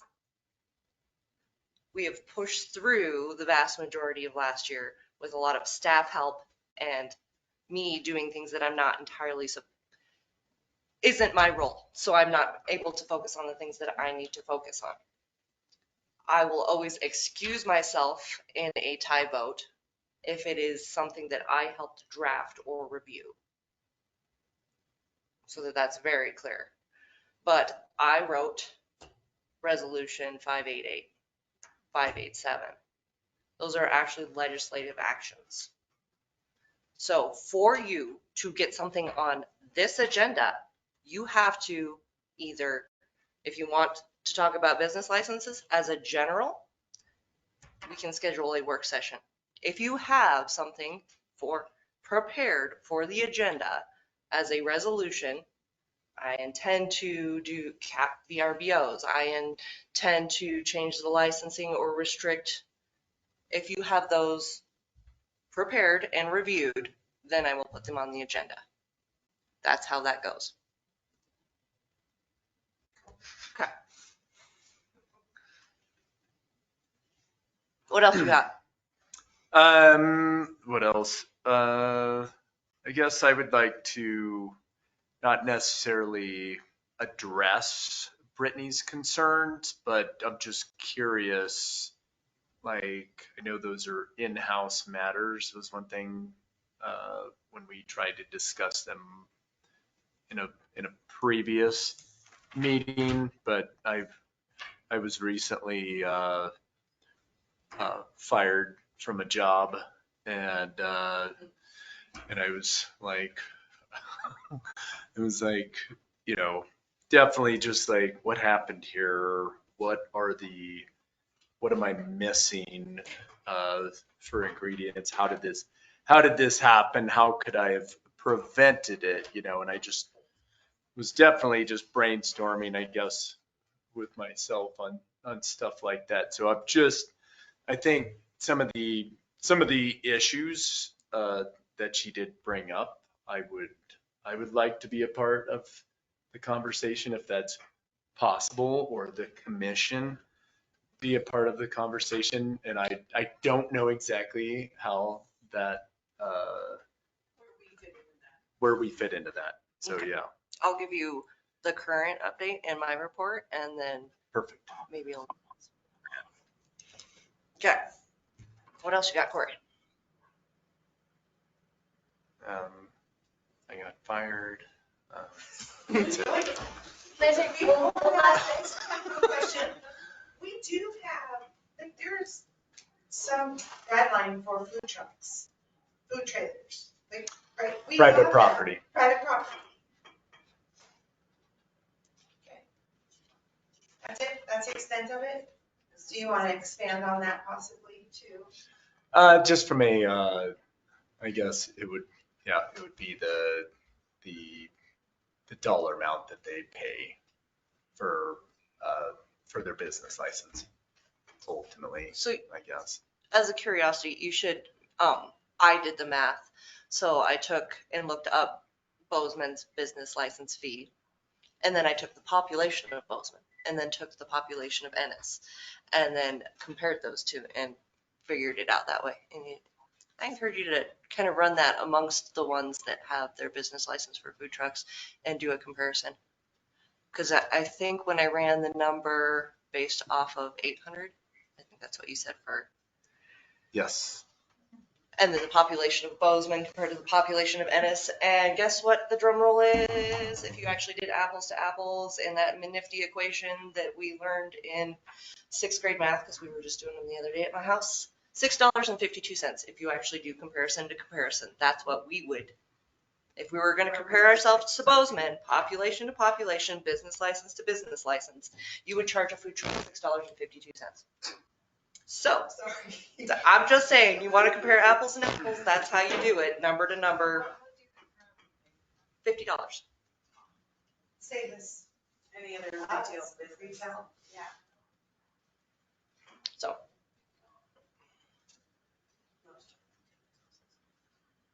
Yeah, not you. All right. Thank you, Tina Allison, for the article. Yes, the article on them was, I went down a wormhole of digging. That's how a lot of them get started. You know, Sure, and then sure. they're looking, for more, and then they have a restaurant. It's a way to do it. Yeah. How many restaurants fail? I don't know. I think they deserve an opportunity. Oh, sure. No, I don't deny that at all. I think I don't think you do. I think they're fantastic. So yeah, I was just trying to, and I was just trying to generate discussion. I like to hear different ideas. I really liked the article. It was a totally different way of looking, and that somebody had spent the time on the research. So. No. That was in 2013. I know. I'm like, yeah, Ennis, you're way behind. But we gotta know that. We just move move it, that, right? We move at a different pace. Yeah. But Sure. it was still good, I thought. Yeah. And one of the reasons I've even brought that up, one of my friends from Butte owns a food truck. She had a food truck in Portland, same food truck, you can move them around, and also in Bozeman. And she suggested like $600 a year. So, but that's why it was just, that's the primary reason I was bringing it up. That was part of my research that I did, knowing an actual additional food truck owner. So cool. All right. Can I just interrupt real quick? There's no claims on the agenda, but we did get claims. There they are, right there. Under number 9. Oh, I'm sorry.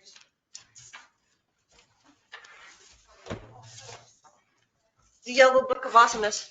Yeah, no, I got them online. I didn't see them on the agenda. This computer, I feel real illiterate right now with this. Oh, yeah, you too, huh? Yeah. All right. My son had to tell me how to copy and paste. Okay, so, are you ready? This is what I've done since the last one. I've been trying to check in at least 2 times a week at town hall for any forms we start to pick up this time of year in permits. I know the chamber has changed hands, and so I'll be working with them to try and at least get them lined up on applications. And that's another one of those, like, you can't go too far into, I can't go too far into helping. I will direct them to other people in the departments because I have final say and approval. So I can't sit down and help you fill out this form and then approve it for you because it's kind of, yeah. So that's where that's at. A couple PD, well, a complaint of PD. So then if I get those PD complaints, I then ask for the officers' reports, which are phenomenal. I mean, a little overthrow sometimes. I'm like, wow, this is really thick for what I thought was not that big of a deal, but okay. So then I always review those, make sure that they're complete, compare it to whatever complaint I get, and then get back to the complainant as to what I think their best course of action is. That one they chose after I just described the situation, what I found in the report. They chose not to file any formal complaint. Eric and I met briefly with golf course, kind of in charge of water. They're looking at some point to replace their tower. So with Colette's here, I'm going to kind of run it by them. I think they're using Great West as well. We may, at one point, their water main and ours are 6 inches apart, approximately. We may actually tie the two together and then valve both ends and meter both ends so that in an emergency or in their case of replacing their tower, they will run off of ours, but we're only going to do it if we do it and this all works out. Then we'd only do it in the off season. And they would immediately have to put restrictions on no watering if we have to share a water tower for a short period of time while they put in theirs. And then the same thing goes when we'd have to put in our new, we would have a little bit of backup to work off of. And then having it metered both ways is if there's a fire on the golf course that exceeds their water usage, and for some reason we had to open those to use some of ours, the golf course would then pay bulk water fees for that, and then same way the other way around. If there's a fire in town, we can open the valve, read the meter, pay them if we have to use some of their system. So we're looking in to see if that will work with DEQ as to you're joining 2 systems. Then do we combine those reporting data? It's always more complicated. Like, oh, that sounds great. Let's just do it. No. Okay. All right. Well, we'll look into the 92 reasons why you can and cannot. So that's preliminary. More engineering. What else? So we had 8 applications total for the deputy clerk position. We scored initials. Some people had already taken jobs, and then performed interviews this week. Is it this week? It's been a long week. Yes, we performed interviews on Monday and Tuesday, and also have some tomorrow. That's a good amount of applicants. It is. So that was a new process that the town had not applied before, was pre-scoring and scoring the interview as well. So from there, and Eric, Ginger, John, and I. So poor person that interviewed for that was like this whole panel of awesomeness that they all got to go through. So I have to give my hats off to every single applicant that sat there, because that's a little intimidating to sit into not walk into a room, not knowing what you're walking into. Go through that. As part of that interview, they have to adhere to social media policy from the police department, as they're kind of part of the police department as they do fingerprinting. After reviewing that policy, that will be adopted into our employee policy manual. On that note, and in Brittany's, Ginger has emailed me all of her corrections notes on the current policy manual. Karen, I spoke with her yesterday. That would have been Wednesday. It's been a fun week. So I'd asked her back in a while ago when it was warm outside, because we talked outside, played chess, to make recommendations regarding the policy book as well. And so she has finalized those and is emailing those to me now. Part of MMIA's annual review is that manual, and they have stipulations that they want addressed as well. So we've sent them the old one, knowing that we have corrections that they're going to want. Then I have all the staffs. John didn't have any because his department has a completely different one. So as part of this, we're going to create a appendix portion where the libraries from the boards is also available for all employees to review, and the police departments as well. Lots and lots of modifications going to go on. So that's what I'm in the process of there. Evals, I was like, oh, Karen, I didn't tell you that I adopted a new eval form, because the old policy manual said refer to Appendix A. I referred to Appendix A for employee evaluations, and there was nothing there in the appendix. So it's really hard to do an evaluation off of the form in Appendix A when it is not in fact in existence. So now those will all get emailed out so the staff knows what they're being ranked on, and then those filled out. And I'm just adopting that into the current book, knowing that it'll go into the next one. The one that we, like when we evaluated Karen as a board, Mhm. Is that the one that changed, or like she does her own thing, you do your own thing? What do you mean? With the evaluation? So the board does their evaluation, and as soon as that's complete, she said that hers is all done. It goes into her record as the board's. But do you remember our big September discussion with MMIA? MMIA says that's not okay in and of itself. I can't just go and adopt it. I also have to do a review of all department heads. So, and we're finalizing the job description for the deputy clerk, and have an initial draft of the training schedule. Because before that was just like, oh, I guess we'll figure out how this goes.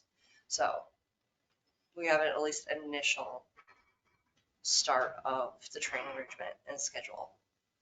And then depending on how well they retain the new information and perform, we'll move them into the next set of training. That makes sense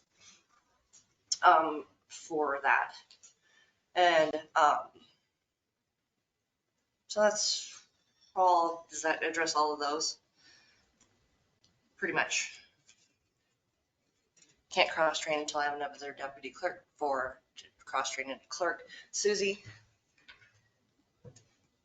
nobody is volunteering to cross-train into zoning. So I don't know. Cross-train into zoning. Eric, I think Eric would be great. Sure.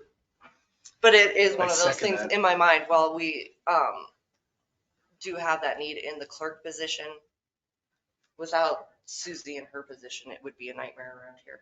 I'm sure there would be storming people, but I've waited for so long for my application, which yes, but I am definitely not qualified, or should I ever do zoning.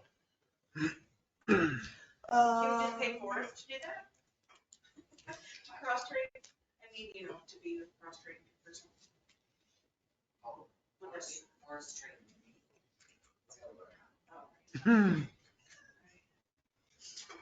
I mean, that's always like in dire situation, you would hire a consultant to review your sign permits And pay them. and your fence permits and so probably not the best of plans. I did review, so in your claims you see when we pay Great West and Forest, all those are going to Susie if they're zoning related, and then to Eric if they're public works related. Then they go and create invoices, and then we have a book and we're tracking them that way for now. So the engineering costs and planners costs are now being recovered instead of under the wayside. That's what I know there. Let's see. Of course, you did some more, authorized some more corrections in utility billing. I only had 2 citizen concern emails. So I returned those emails and calls. Prepared the 2 resolutions. And currently I'm reviewing all properties owned by the town.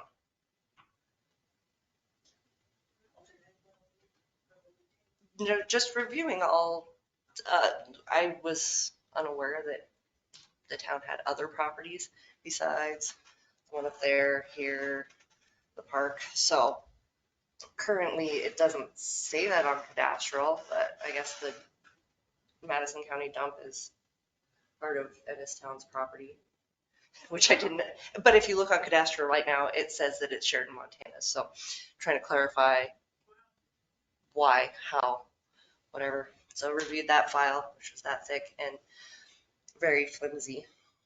So that's the majority of it right now. Remind you of Bancroft's thing. I will not be at the library meeting in Virginia City.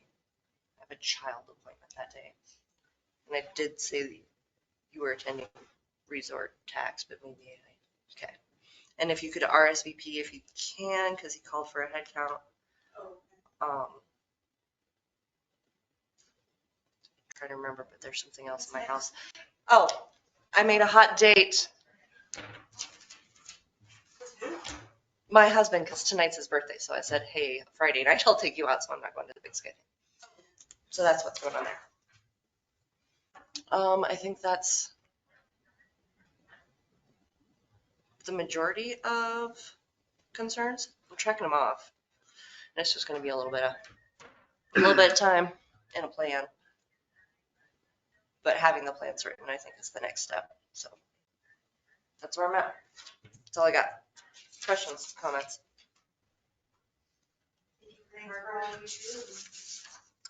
Tell Greg happy birthday. All right.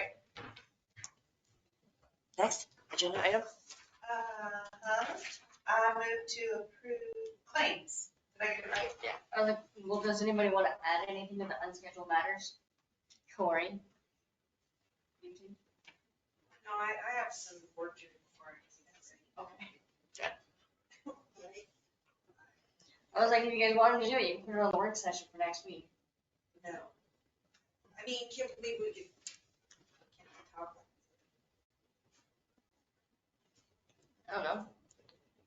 If it's on the agenda, you can. Presentation's gonna be. 45 minutes to an hour. And then I'd like to have interviews. Oh, yeah. Yeah, so it's pushed out.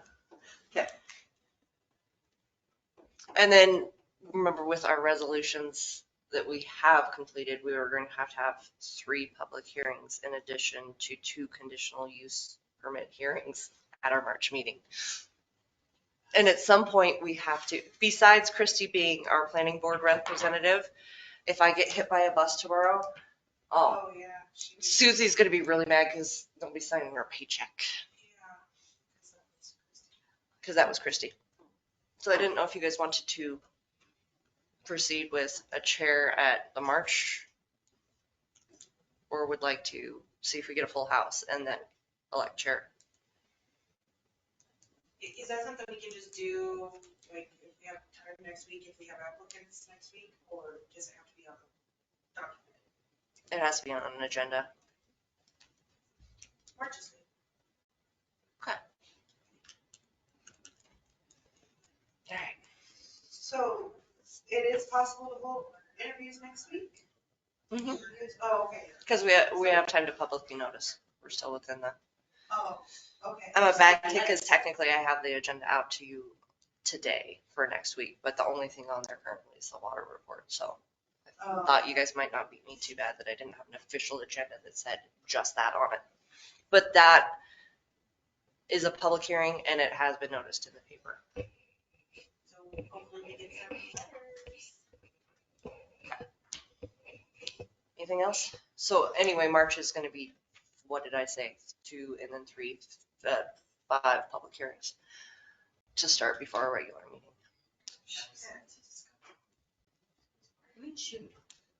What? Well, maybe they get their own second meeting in March. I know. I was like, I'm not gonna shut the. I don't like that part about this job, I'm sorry. Okay. I don't like it. Claims?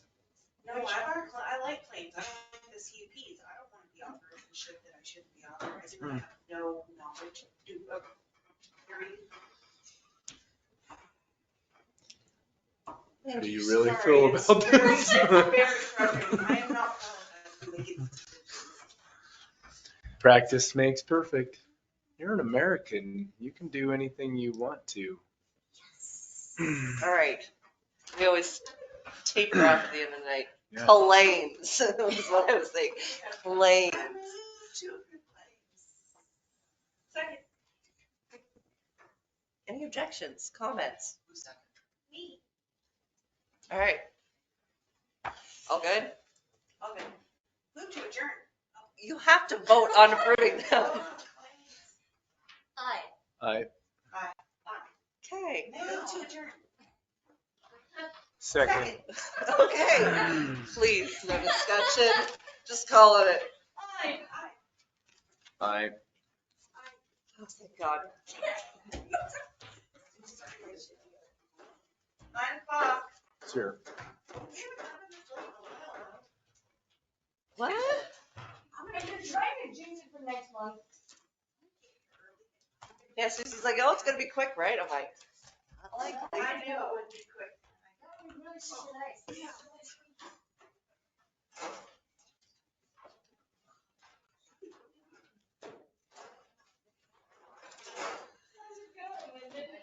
Yeah, we really want you guys to review them, not us. And like, maybe 7 more sets of eyes so that we don't feel like a jerk. I don't like it. It's the worst thing ever.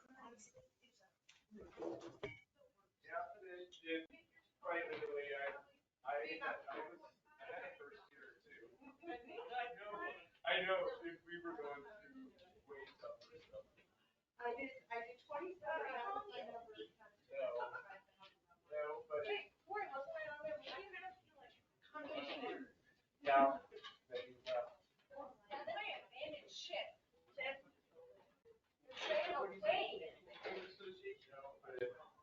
Right here. It's like anything, you get better at it.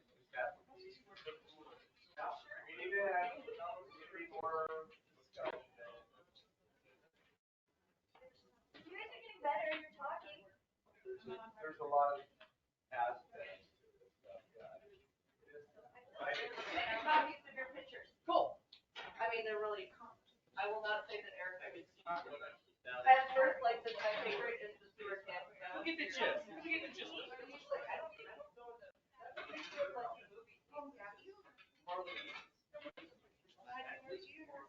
What if you want pictures? Oh, yeah.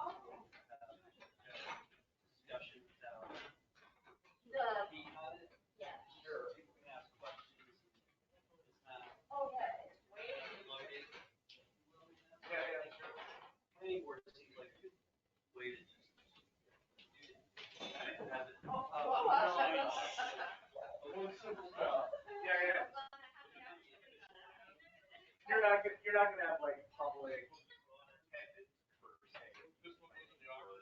You can, I mean, they're public. Right. They're not gonna yell at you.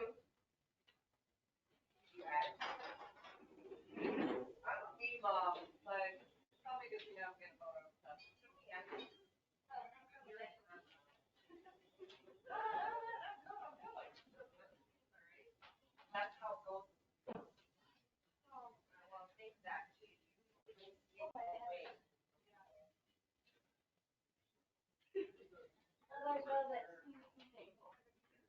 Yeah, I'm bad. Well, it's only gonna get worse. Tiny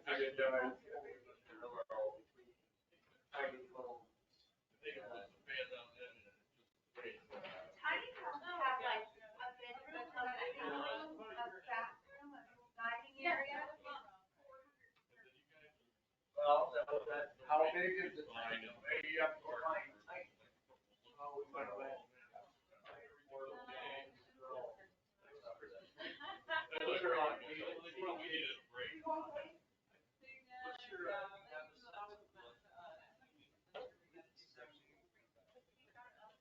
No, there's supposed to be space. I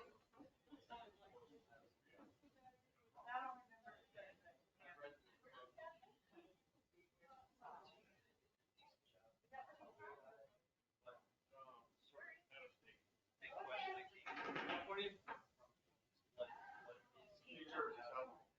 Oh, gosh.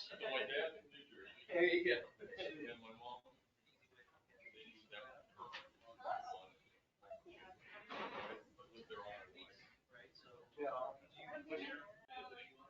It goes back down to, when I've been filling up here and.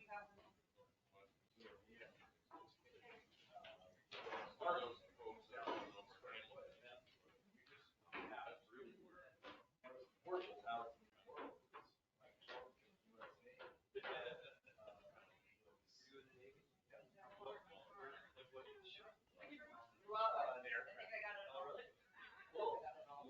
So I know what it's like. I did a tour of Midway. My ship was all also my brother's here. So he was actually. They did it. It's amazing.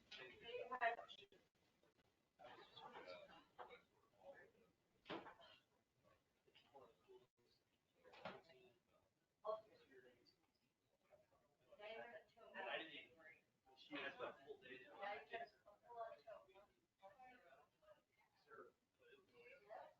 Yeah, real appreciation. When I did that.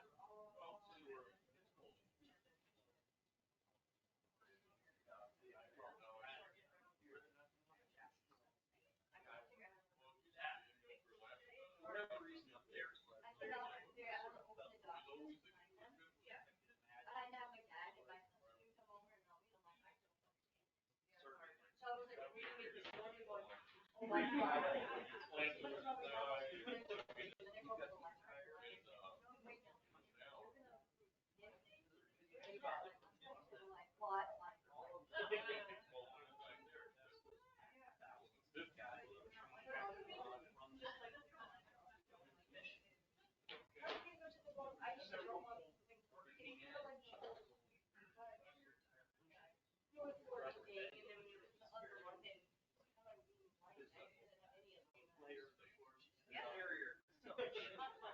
It's like a manifestation. Above zero. Below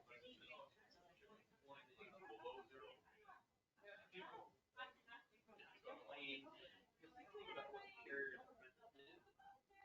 More than say just. That thing is like. Bridge, right? But it's basically like. Never. That's right.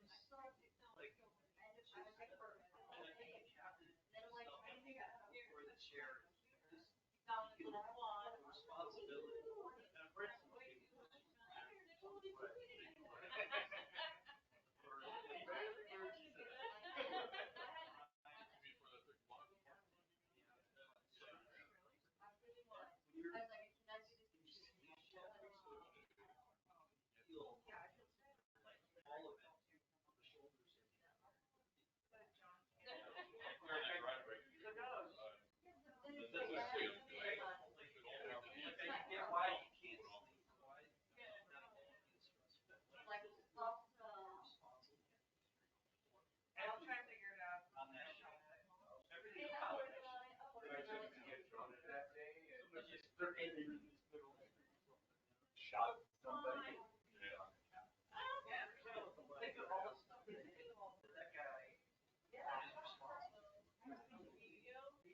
Yeah, no, it does. They kill it 8 or 9 months. Yeah.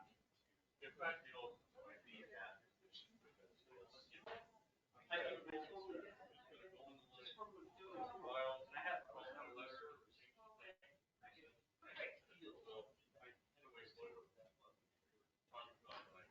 Step up.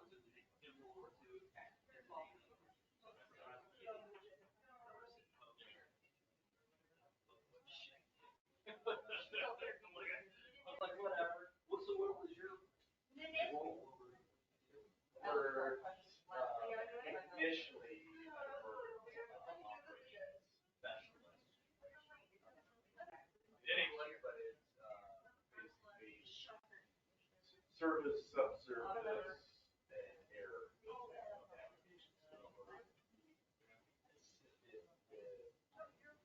air traffic control. Then we lost. Those back just right down. Yeah, the air boss. Yeah, basically, I've never been in that.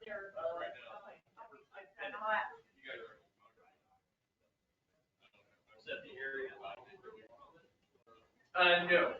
We were, I worked up on the bridge.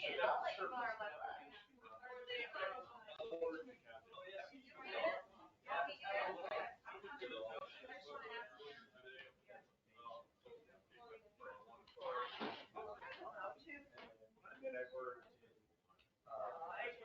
basically mission. Once they leave, the airport, you got mission airplane. Yes. Out of our reach.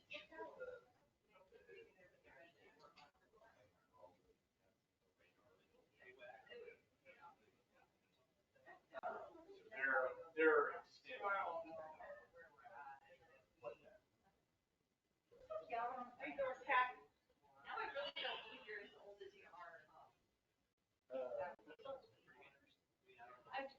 Then I worked security, I worked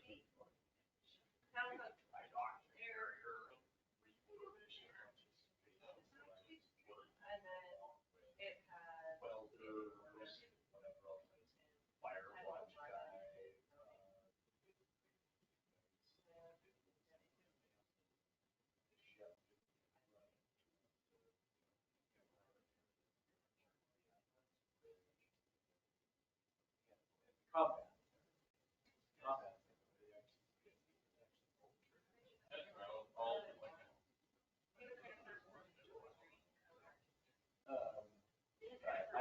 I worked in that security.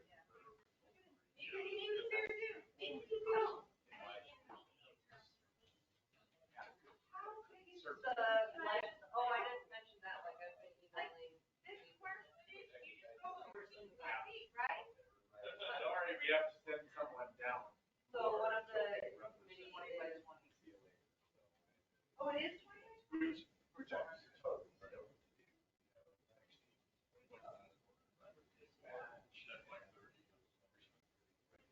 It's been a long time, that's why I wanted to keep it there. So, yeah. How long were you with this?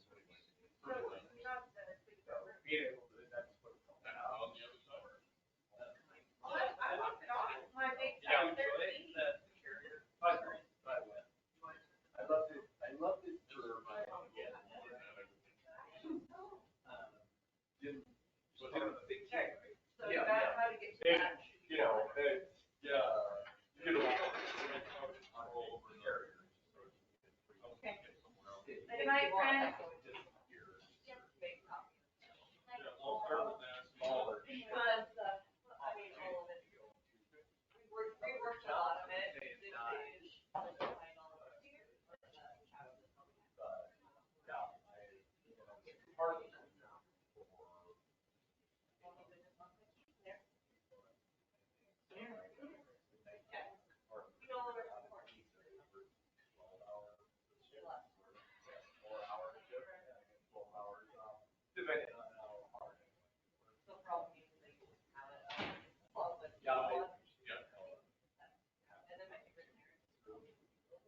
great.